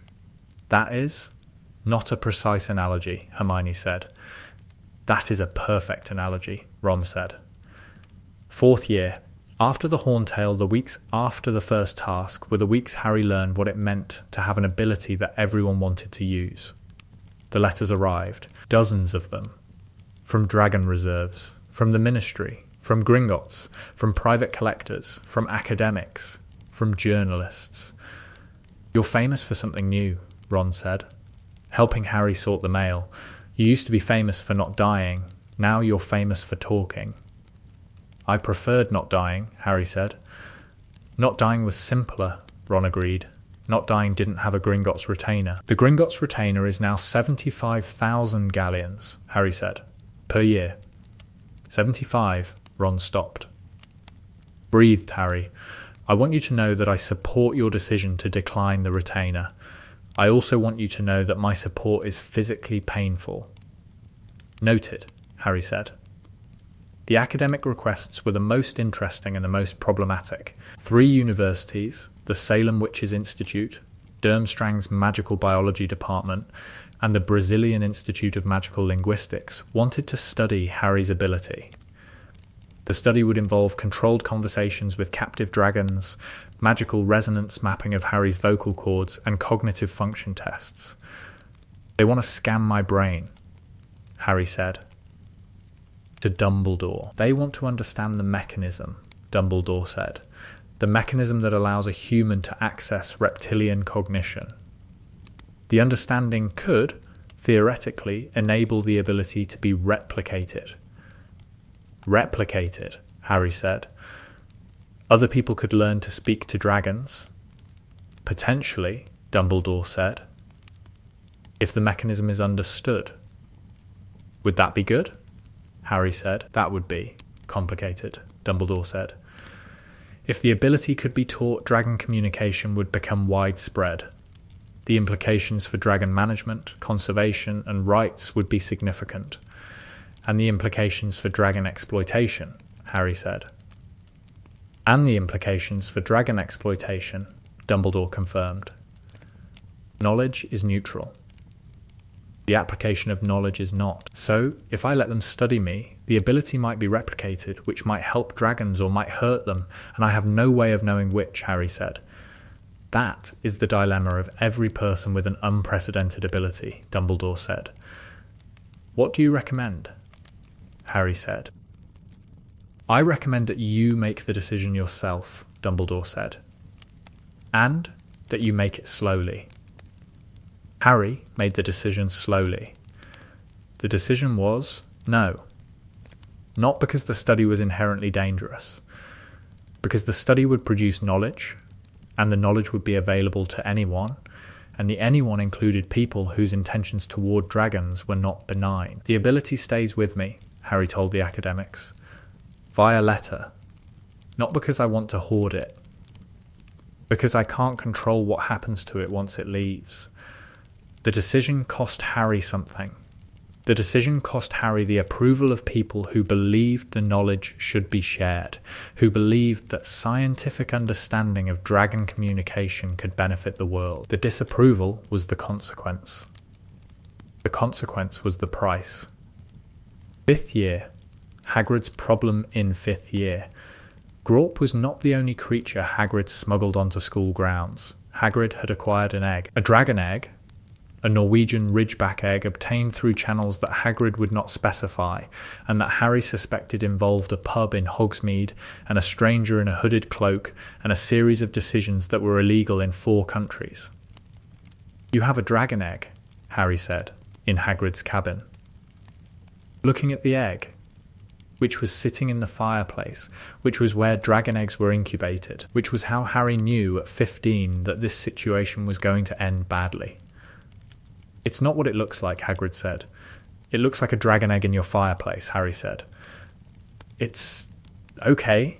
It's exactly what it looks like," Hagrid said. "Hagrid, you already did this. First year. Norbert. You remember Norbert." "Norberta," Hagrid corrected. "She was reclassified. The dragon you illegally hatched and raised in a wooden cabin until it bit Ron and we had to smuggle it out of the country," Harry said. "That dragon. Norberta is doing very well in Romania," Hagrid said. "Charlie says, Hagrid, the egg. It's abandoned," Hagrid said. "Found in the forest by a centaur patrol. The mother's gone, migrated or killed by poachers. The egg will die without incubation." "You could give it to Charlie," Harry said. "Charlie's reserve is full," Hagrid said. "The waiting list for egg placement is 18 months. "So you're incubating a dragon egg in your cabin," Harry said. "Again, it'll die otherwise," Hagrid said. Harry looked at the egg. At the large, leathery, warm-to-the-touch egg that was sitting in Hagrid's fire, and that was, by any rational assessment, a catastrophe in waiting. Harry looked at Hagrid, at the man who loved creatures so much that the love overrode the logic, who saw a dying egg and responded with warmth rather than policy, who was going to hatch this dragon regardless of what Harry said. "I'll talk to it," Harry said. "You'll talk to the egg?" Hagrid said. "When it hatches," Harry said, "I'll talk to the hatchling. I'll explain, I'll tell it that Hagrid is a friend. That the cabin is safe. That biting people is discouraged. You can tell a baby dragon not to bite," Hagrid said. "I can tell a baby dragon that biting has consequences," Harry said. "Whether the baby dragon listens is unpredictable. The egg hatched in February. The hatchling was small, black, aggressive, and inclined to set fire to everything within a 6-foot radius." Harry spoke to it immediately, in the language that was Parseltongue adjacent, the deeper, wider language that dragon cognition required. "Hello?" Harry said. To the hatchling, which was sitting in the fire, eating the coals, looking at the world with the expression of a creature that was 1 hour old and already annoyed by everything. The hatchling looked at Harry. The look was, not the Horntail's assessing look, the look of a creature that had no framework for the world, that had no precedent, that was encountering everything for the first time, and that was, for the first time, hearing its own language spoken by something that was not a dragon. "Where is my mother?" the hatchling said. The sentence was instinctive, not learned, not taught. The question was hardwired, the first question every dragon asked. "Your mother isn't here," Harry said. "Where is she?" "I don't know," Harry said. The large man found your egg. He kept it warm. The large man is not my mother, the hatchling said. No, Harry said. The large man is. A friend. Friend, the hatchling said. The word was processed. The processing was visible, the tiny yellow eyes contracting and dilating as the hatchling's brain worked. Friend is not a dragon word. It's a human word, Harry said. I do not know human words, the hatchling said. I know fire and warmth and mother. The mother is not here. The fire is here. You speak, but you are not my mother. I'm not your mother, Harry said. I'm Harry. Harry is not a dragon name, the hatchling said. No, Harry said. It isn't. The hatchling was sent to Romania within the month. Harry contacted Charlie directly, bypassing the 18-month waiting list through the leverage of being the person who had solved Charlie's Norberta Rocks problem, and who was, by now, the single most valuable contact in Charlie's professional life. The hatchling went to Romania. Hagrid cried. Harry translated the hatchling's farewell, which was, "The fire here is adequate. I will remember the large man's warmth." "She'll remember me," Hagrid said, through tears. "She'll remember your warmth," Harry said. Which is, Hagrid, for a dragon, warmth is the highest compliment. "Warmth?" Hagrid said, wiping his eyes with a tablecloth-sized handkerchief. She said warmth. He said warmth, Harry confirmed. 6th year, the cave, extended before the cave mission, Dumbledore told Harry about the draconic history of the coastal caves. The Hebridean Blacks used the coastal cave system as roosting sites for approximately 3 centuries, Dumbledore said. The caves were abandoned when the Statute of Secrecy forced the dragon populations inland. The magical residue remains. And Voldemort found the cave, Harry said. Voldemort found the cave because Voldemort was looking for locations with high ambient magical energy, Dumbledore said. The draconic residue provided the energy. Voldemort used the residue to power the cave's protections. He used dragon magic to protect his Horcrux, Harry said. He used the echo of dragon habitation, Dumbledore said. The distinction matters. The magic is not draconic. The magic is Voldemort's, powered by residual draconic energy. Can I feel the residue? Harry said. That is what I wish to determine, Dumbledore said. Harry could feel the residue. In the cave, on the boat, crossing the lake, Harry felt the cave the way he felt dragon presence. Not a conversation, a sensation. The sensation of being in a space that had been shaped by dragons, that carried the memory of fire and scales and the warmth that dragon habitation produced. It's old, Harry said. On the boat. The dragon presence is centuries old, faded, like hearing a conversation through a wall. Can you detect anything living? Dumbledore said. Nothing living, Harry said. The presence it's a recording, a memory in the stone. The dragons left their impression, and the impression remains, but the dragons are gone. Then we proceed as planned, Dumbledore said. They proceeded. The locket, the potion, the inferi, the mission completed. But the cave taught Harry something else. Dragons left marks. Not physical marks, magical marks. The impression of a dragon's presence persisted in stone for centuries. The caves remembered. The mountains remembered. The earth itself carried the record of draconic habitation. The earth remembers dragons, Harry told Hermione. After the cave mission, magical residue is well documented, Hermione said. The residue of powerful magical creatures persists in geological formations, not residue, Harry said. Memory, the cave remembered the dragons, not as energy, as experience. The stone carried the impression of what it was like to have dragons in it. Stones don't have experiences, Hermione said. Stones that have held dragons do, Harry said. That's animism. That's the belief that natural objects have consciousness. I'm not saying the stones are conscious, Harry said. I'm saying the stones recorded something. The dragon presence imprinted on the cave. I could feel it. The feeling wasn't energy. It was a version of the language. The language stored in rock. Hermione was quiet. The quiet of a person whose analytical framework was encountering evidence that didn't fit. I'll need to research this, Hermione said. Of course you will, Harry said. The Horcrux revelation. When Hermione told Harry that the draconic ability came from the Horcrux, from the soul fragment in his scar, Harry's first response was practical.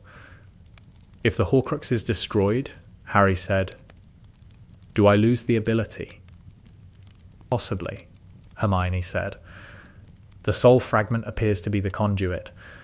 If the conduit is removed, I lose the language, Harry said. You might lose the language, Hermione said. Or the language might be sufficiently integrated into your own magical signature that it persists. We don't know. We don't know, Harry repeated. The research on Horcrux removal is non-existent, Hermione said, because nobody has ever removed a Horcrux from a living host. So I might lose the ability to speak to dragons, Harry said. And I might not. And either outcome is dependent on the destruction of the soul fragment, Hermione said, which is, Harry, the fragment needs to be destroyed, regardless of what it costs. I know, Harry said. Do you? Hermione said. I know the fragment needs to be destroyed, Harry said. I know Voldemort has to die. I know that the language, the ability, might be the cost. I know all of that. And? Hermione said. And I'm allowed to be sad about it. The ability is, it's mine, not Voldemort's. The ability came from the fragment, but the use is mine. The conversations are mine. The Horntail, the Gringotts dragon, Norberta, grandmother, those conversations are mine. Nobody is saying they're not yours, Hermione said. Everyone is saying the source is Voldemort's, Harry said. And the source makes people uncomfortable. And the discomfort makes people want the ability gone. The ability isn't the issue, Hermione said. The Horcrux is the issue. The Horcrux and the ability are connected, Harry said. Destroying one might destroy the other. And Hermione, I don't want to lose this. I know, Hermione said. Do you? Harry said. I know that the ability has changed how you see the world, Hermione said. I know that losing it would mean losing a connection that nobody else has. I know that the loss would be significant. The loss would be silence, Harry said. I've heard dragons speak. If the ability goes, I'll stand in front of a dragon and hear nothing. Sounds, animal sounds. The meaning will be gone. That's the cost, Harry said. And the cost is worth paying. I know that. I want to be allowed to grieve the cost before I pay it. You're allowed, Hermione said. Grieve? Harry grieved. Not publicly, privately, in the way Harry processed things. He went to Hagrid's cabin and sat with the fire and listened to the echoes of the hatchling's first words, "Where is my mother?" And the listening was the grieving. The forest. Harry walked into the forbidden forest to die. The same walk, the resurrection stone, the ghosts, the surrender. The walk that every timeline required because the Horcrux in Harry's scar needed to be destroyed. Harry walked and spoke. Not to the ghosts, to the forest, to the creatures in the forest that could hear the language, the Thestrals who followed him, the Acromantulas who withdrew, the Centaurs who watched from the trees. Speaker, a Thestral said, walking beside Harry. You walk toward death. I know, Harry said. The death is chosen, the Thestral said. The death is necessary, Harry said. Chosen and necessary, the Thestral said. Like the mother who chose death to protect the child. Like my mum, Harry said. The mother's choice created the door, the Thestral said, the door through which the language passes. The door is the scar is the door will close. When I die, Harry said. If you die, the Thestral said. Death is complicated for speakers, for those who carry the door. Complicated how? Harry said. The door opens both ways, the Thestral said. The door lets language in. The door may also let the speaker back. Harry did not understand the sentence. Harry filed the sentence. Harry walked to Voldemort and stood in the clearing and let the killing curse hit him, and the Horcrux died, and Harry died, and Harry came back. The coming back was the Thestral's prediction. The door opened both ways. The scar, which was the conduit, which was the Horcrux, which was destroyed by the curse, the scar had let the language in, and the scar had let Harry back. Harry came back. The Horcrux was gone. The scar was different, lighter. The weight of the soul fragment, which Harry had carried for 17 years, was gone. And the language? Harry stood in the Great Hall after the battle. After Voldemort fell. After the cheering and the crying and the holding. Harry stood in the Great Hall and wondered, did the language survive? He would not know until he spoke to a dragon. He would not speak to a dragon until the summer when he went to Romania. The waiting was 3 months of not knowing whether the thing that had defined his life after Hogwarts was still available, or whether the cost of the Horcrux's destruction had been paid in silence. Romania. The answer Charlie met Harry at the reserve in August. Ready? Charlie said. No, Harry said. They walked into the valley. To Norberta's section, the basalt section. The section that Harry had specified. Norberta was basking on a ridge, 30 feet of blue-grey scales warm in the August sun. Harry opened his mouth. The language, the deep, wide chest and throat language, was either there or it wasn't. Hello, Harry said. Norberta's head came around, the yellow eyes fixed on Harry. Speaker, Norberta said. You are different. Harry heard the words. Harry understood the words. The language was there, changed, lighter. Somehow the bass was reduced, the depth not quite as deep. The Horcrux had been the amplifier, and the amplifier was gone, and the signal was weaker. But the signal was there. I'm different, Harry said. The thing that gave me the language is gone. But the language stayed. The door closed, Norberta said, but you memorized the path. Something like that, Harry said.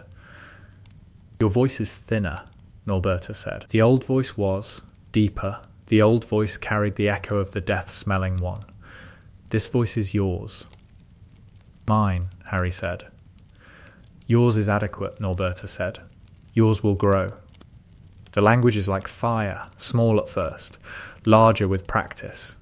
It'll get stronger, Harry said. If you practice, Norberta said. The old voice was borrowed. This voice must be built. Harry stood on the ridge and felt relief. The relief of a person who had been prepared to lose something essential and who had been given it back, diminished but present, requiring work but available. Thank you, Harry said. For what? Norberta said. For being here, Harry said. For answering. You asked politely, Norberta said. Politeness receives answers. This is the law. This is the law, Harry said, and sat on the basalt ridge and talked to a dragon about rock preferences and nesting habits and the quality of Romanian sunlight, and the talking was... It was ordinary. It was a conversation. The kind of conversation that, in another world, would have been unremarkable. In this world, it was everything. The last scene, Grandmother Harry's final visit to Grandmother, was in his 50th year. The Cairngorms, the valley, the basalt cave that had been the blind dragon's home for 32 years. Hello, Harry said. Entering the cave was warm. The basalt holding the heat the way basalt did, the way Norberta had taught him, the way the geological preferences of dragons had become. Through 30 years of translation work, one of the things Harry understood about the world. Speaker, Grandmother said. From the depths. You are old. I'm 50, Harry said. Old for a human, Grandmother said. Young for a mountain. Infant for a star. How old are you? Harry said. He'd asked before. The answer was always different. Dragons measured time in geological events, not years. I was born when the river in the southern valley ran east, Grandmother said. The river now runs west. The turning took many of your centuries. That's old, Grandmother said. I am old. The old see clearly. The old see the pattern. What pattern? Harry said. The pattern of the speakers, Grandmother said. The speakers come and the speakers go. The language arrives in a human, and the human builds, and the human dies, and the language sleeps until the next human arrives. There will be another speaker? Harry said. There is always another speaker, Grandmother said. The language is not yours. The language belongs to the connection between scales and skins. The connection sleeps and wakes and sleeps. How long does it sleep? Harry said. Centuries, Grandmother said. Sometimes longer. The last sleep was 5 of your centuries, before the death-smelling one, before you. So after me, centuries of silence, Harry said. Possibly, Grandmother said, or possibly not. The pattern is the pattern. The pattern does not promise. That's not comforting, Harry said. Comfort is a human need, Grandmother said. Dragons need warmth. Basalt, territory, dragons do not need comfort. Dragons need accuracy, Harry said. The accurate truth is, you built the council. The council exists. The council does not require a speaker. The council requires the will to continue. The will is not linguistic. The will is chosen. The council can survive without me, Harry said. The council must survive without you, Grandmother said, because you will die. Humans die. This is the accurate truth. The council that depends on one human's voice is a council that dies with the human. That's accurate, Grandmother said. Not comforting. Accurate. Harry sat in the cave. With the blind dragon, with the warmth of the basil and the darkness and the conversation that had been happening in various forms for 32 years. Thank you, Harry said, for everything. You freed me, Grandmother said. You asked instead of commanded. You built the council. You translated the law. The debt is paid. The paying was adequate. Adequate, Harry said. Adequate is the highest compliment in the Draconic language, Grandmother said. Adequate means sufficient. Complete, the thing that was needed, provided. Adequate is enough. Harry left the cave. He walked down the valley. The mountains were old. The river ran west. The dragon was behind him, warm in the basalt, blind and ancient and free. The language was in his throat. The language was his. Not borrowed, not amplified. His. Built through 30 years of practice. Weaker than the Horcrux, powered original. Strong enough. The sky was clear. The wind was cold. The valley was quiet except for the sound, from the cave behind him, of a dragon humming, the low, vibrating, felt in the ribcage sound that was contentment in a language that only one human alive could hear. Harry heard it. The hearing was everything. Let us know what you'd like to see next. Morsine's first year, the Norbert incident in first year was the first sign. The sign that nobody recognised at the time because nobody was looking. Hagrid's cabin, the egg in the fire, the cracking, the hatchling emerging, wet, black, snapping at Hagrid's fingers. Isn't he beautiful? Hagrid said. Tears streaming. Harry looked at the hatchling. The hatchling looked at Harry. The hatchling's eyes, yellow, slit-pupiled, brand new, fixed on Harry with an intensity that was not infant curiosity. The intensity was recognition. The hatchling was seeing something in Harry that the hatchling understood, and that Harry, at 11, did not. The hatchling made a sound, a small sound, a chirp almost, a tiny clicking chirp that was nothing like the enormous sounds the horntail would later make, but that was, Harry would realise years later, the same language, the same communication, a baby's first word. Harry felt something, a pull, a resonance. The resonance was below conscious awareness. The resonance was the Horcrux fragment responding to the presence of a reptilian mind, the fragment reaching out through Harry's magical signature toward the hatchling's cognition. Harry did not speak to the hatchling. Harry did not know, at 11, that he could. The resonance stayed beneath the surface, an itch he couldn't scratch, a word on the tip of his tongue that he couldn't quite reach. "She likes you," Hagrid said. "Look, she's not snapping at you." The hatchling was not snapping at Harry. The hatchling was staring with the intensity of a creature that had just hatched into a world of giants and warmth and incomprehensible humans, and that had, in the middle of all of it, heard something familiar. "She's just looking," Harry said. "She's not looking at anyone else like that," Ron said. "She's looking at you like, I don't know, like you're something, Harry said. The moment passed. Norbert, later Norberta, was smuggled to Romania. Harry forgot the moment. The forgetting was easy because 11-year-olds forgot things, and because the moment had been small. The moment was not small. The moment was the first communication, the first, unconscious, pre-verbal connection between Harry Potter and a dragon. The connection that would, 3 years later, save his life in a tournament arena, and that would, 20 years later, reshape the relationship between dragons and wizards. But nobody knew that at 11. At 11, it was just a hatchling, looking at a boy, and the boy feeling something. 4th year, the other champions, the other Triwizard champions' responses to Harry's dragon speaking were as varied as the champions themselves. Cedric, impressed, generous, the Cedric response. "That was the most incredible thing I've ever seen," Cedric said, after the first task, in the champion's tent. "You just talked to it. You talked to a dragon, and the dragon listened." "She had her own reasons for listening," Harry said. "She had her own reasons, and you found them," Cedric said. Harry, that's diplomacy. That's better than fighting. Diplomacy doesn't usually make the front page," Harry said.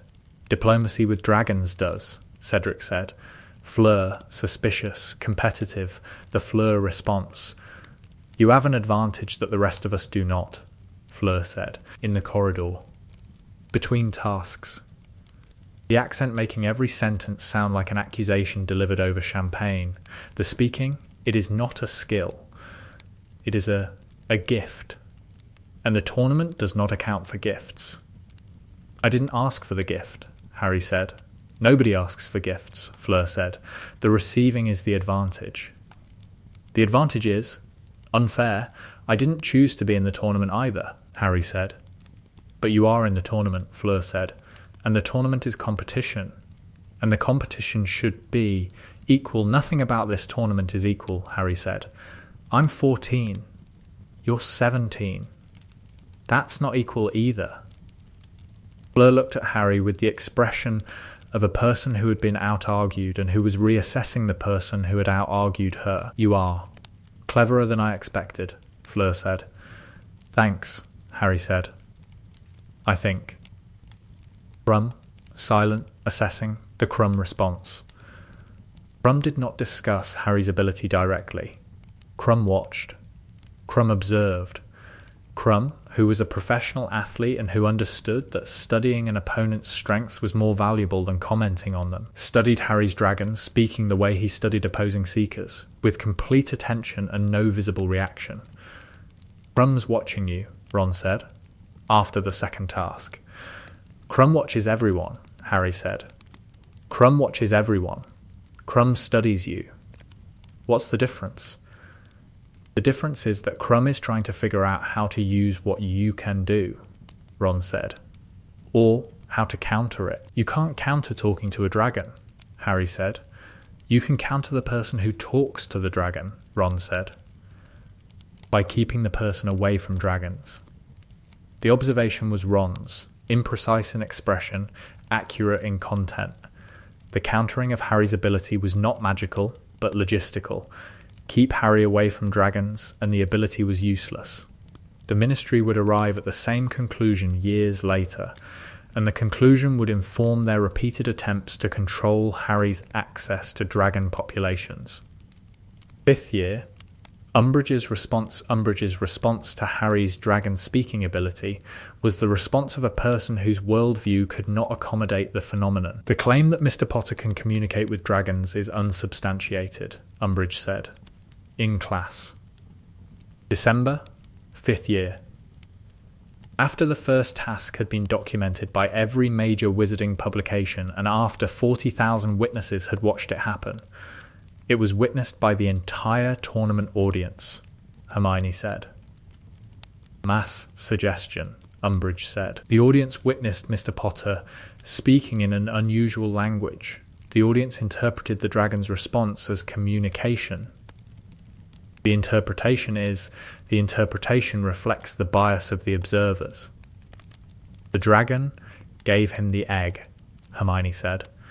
The dragon's behaviour may have been influenced by magical environmental factors, Umbridge said. The tournament enclosure's wards the presence of multiple magical signatures, the dragon spoke back. Hermione said. Harry reported the dragon's words. The dragon said the metal egg was wrong among her children. That's not environmental influence. That's a conversation. Mr. Potter's report of the dragon's words is subjective, Umbridge said. There is no independent verification that the dragon communicated. There is only Mr. Potter's claim. Because Mr. Potter is the only person who can understand the language, Hermione said. How convenient, Umbridge said, and smiled. The pink smile.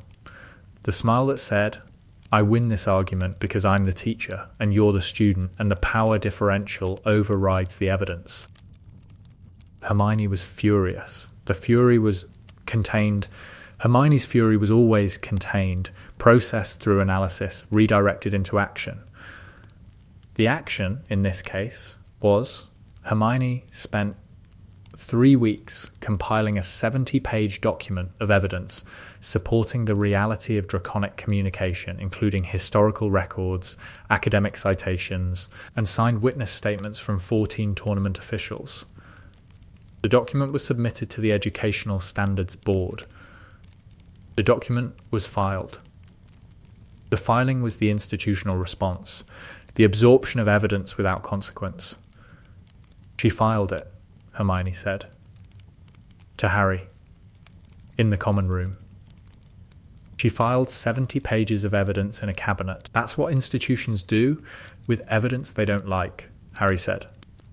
That's what this institution does, Hermione said.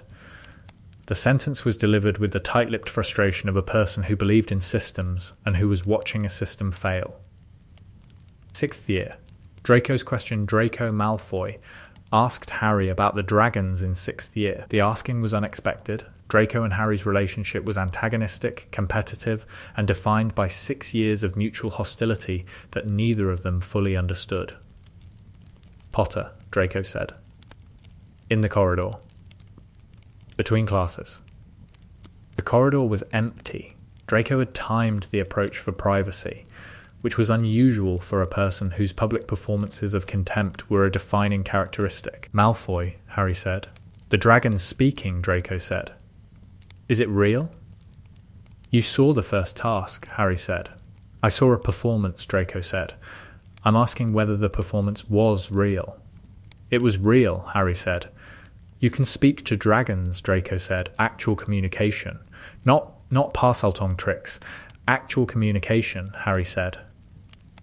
Draco was quiet. The quiet was processing. Draco processing looked different from Ron processing or Hermione processing.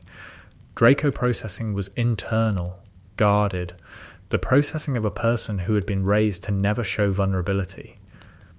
My mother's family kept dragons, Draco said. The Blacks. Before the statute. The family records mention a gift. The gift of speaking to the beasts. The gift was in the black line. The black line, Harry said. My mother is a black, Draco said. Narcissa Black. And Sirius Black was a black. Your godfather. Sirius can't speak to dragons, Harry said. Sirius was disinherited, Draco said. The gift, if the records are accurate, the gift passed through the line irregularly. Not every generation. Not every member. And I think the Black family records describe exactly what you did at the first task, Draco said. I think the gift is ancient, and I think the gift has been dormant. And I think, Potter, I think you triggered it because the Horcrux connected you to the Black magical heritage through dark magic, through the soul fragment. You know about the Horcrux, Harry said. My father knows things, Draco said. My father tells me things. Your father tells you about Horcruxes, Harry said. My father tells me about weapons, Draco said. The soul fragment is a weapon. The dragon speaking is a side effect of the weapon. A side effect, Harry said. An unintended consequence of dark magic producing an ability that is, Potter. The ability is valuable. The ability is the most strategically significant individual capability in the wizarding world. I've heard this before, Harry said. From the Ministry, from Gringotts, from everyone who wants to use me. I'm not trying to use you, Draco said. I'm trying to understand. Why? Harry said.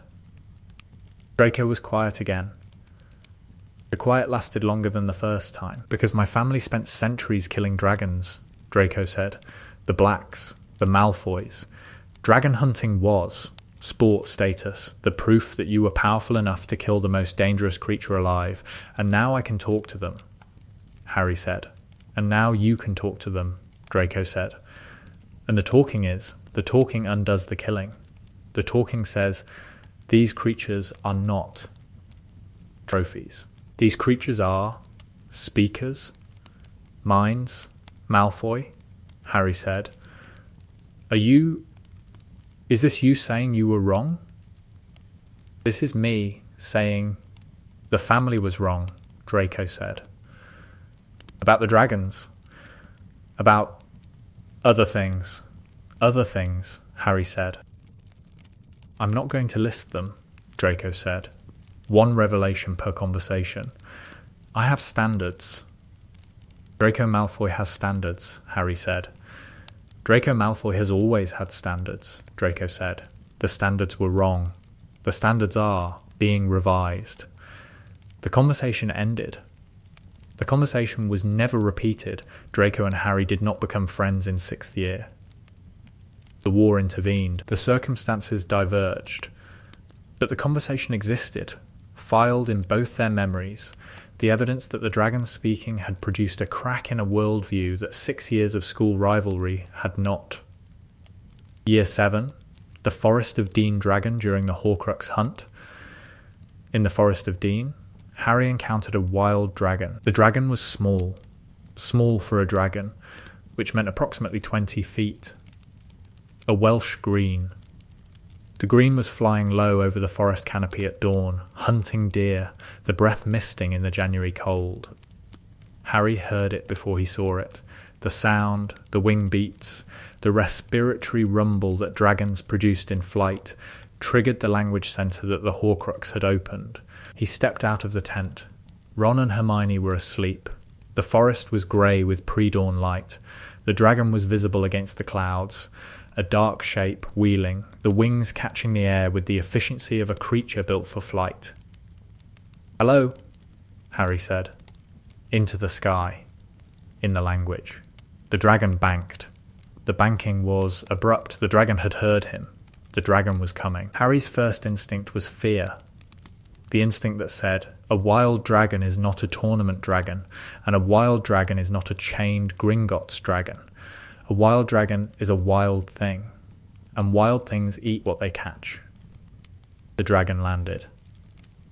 In the clearing, 20 feet away from Harry. The landing was controlled, precise. The Welsh green settled onto the forest floor with the lightness of a creature that weighed several tons and that distributed the weight with deliberate care. Speaker, the dragon said.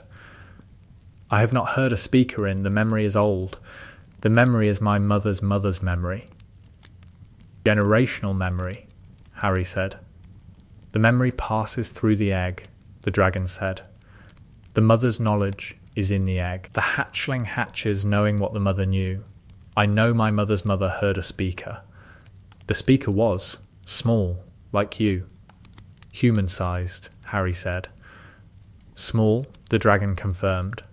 The speaker spoke and the mother's mother answered, and the answering was unusual. The answering was the first time the mother's mother spoke to a human. When was this? Harry said. Before the hiding, the dragon said. Before the humans forced us into the forests and the mountains and the places where the humans do not go. Before the, the statute. Before 1692, Harry said. Before the hiding, the dragon repeated. The world was different before the hiding. The world had council, agreement. The dragons flew and the humans walked, and the flying and the walking were coordinated. The council, Harry said. I've heard about the council. The council was broken when the last speaker died, the dragon said. The speaker died, and the language slept, and the dragons and the humans separated. The separating was, it was not chosen. The separating was the consequence of silence. And now I can speak, Harry said. And now you speak, the dragon said. And the question is, what will you do with the speaking? The last speaker before the hiding built the council. The speaker before that built war. The language is power. The power is not good or bad. The power is used. I'm going to try to build something, Harry said. After the war. After your war, the dragon said. The human war. The war that does not concern dragons. The war concerns everyone, Harry said. The war concerns humans, the dragon said. Dragons do not fight human wars. Dragons fight dragon wars. The distinction is clear. What if the war comes to you? Harry said. Then we fight, the dragon said. But the coming must be real. The coming must threaten the nests. Dragons do not fight for principle. Dragons fight for territory. Territory, Harry said. Not principle. Principle is a human word for the reasons humans fight when they have no territory to defend, the dragon said. Dragons find this inefficient. Harry laughed. In the forest. At dawn. With a wild Welsh green who had just dismissed human morality as inefficient. I need to go, Harry said. I'm in the middle of something. The war, the dragon said. The war, Harry confirmed. Survive the war, the dragon said.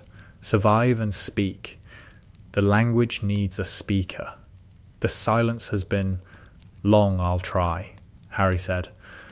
Trying is adequate, the dragon said, and launched, the launch vertical, explosive. The 20-foot body going from stillness to flight in a single motion that displaced air with the force of a small explosion.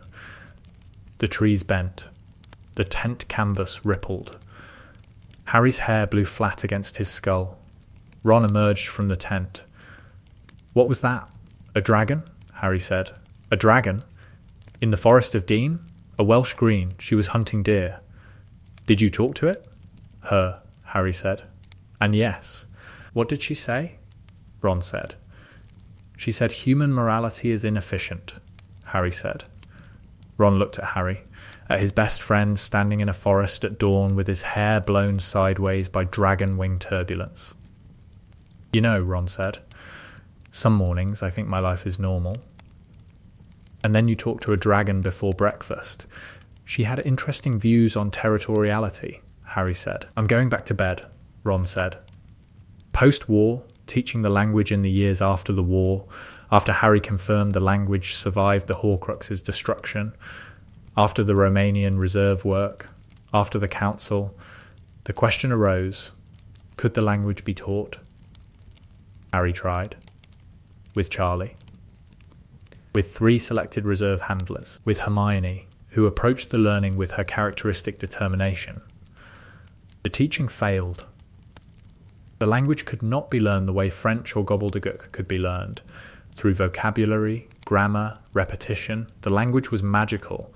The resonance required a connection between the speaker's magical core and the dragon's cognitive architecture. The connection was, as far as anyone could determine, innate. I can hear the sounds, Charlie said, after 6 months of trying. I can reproduce the sounds. But the meaning doesn't arrive. For me, the meaning is automatic, Harry said. The sound and the meaning are connected. For you, they're separate. Separate and unbridgeable, Charlie said. I can say the words. The words mean nothing. Like speaking a language phonetically without understanding it, Hermione said. The pronunciation is correct. The comprehension is absent. The failure to teach the language was consequential. The consequence was the council depended on Harry.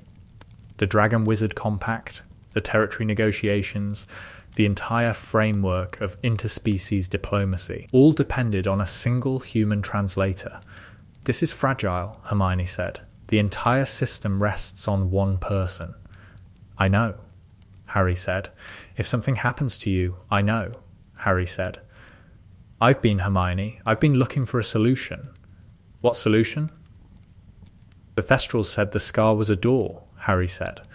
A door through which the language passes. The door is gone, the Horcrux is destroyed, but the path remains. The path is in my magical signature.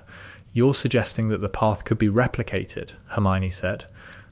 I'm suggesting that the path could be mapped, Harry said.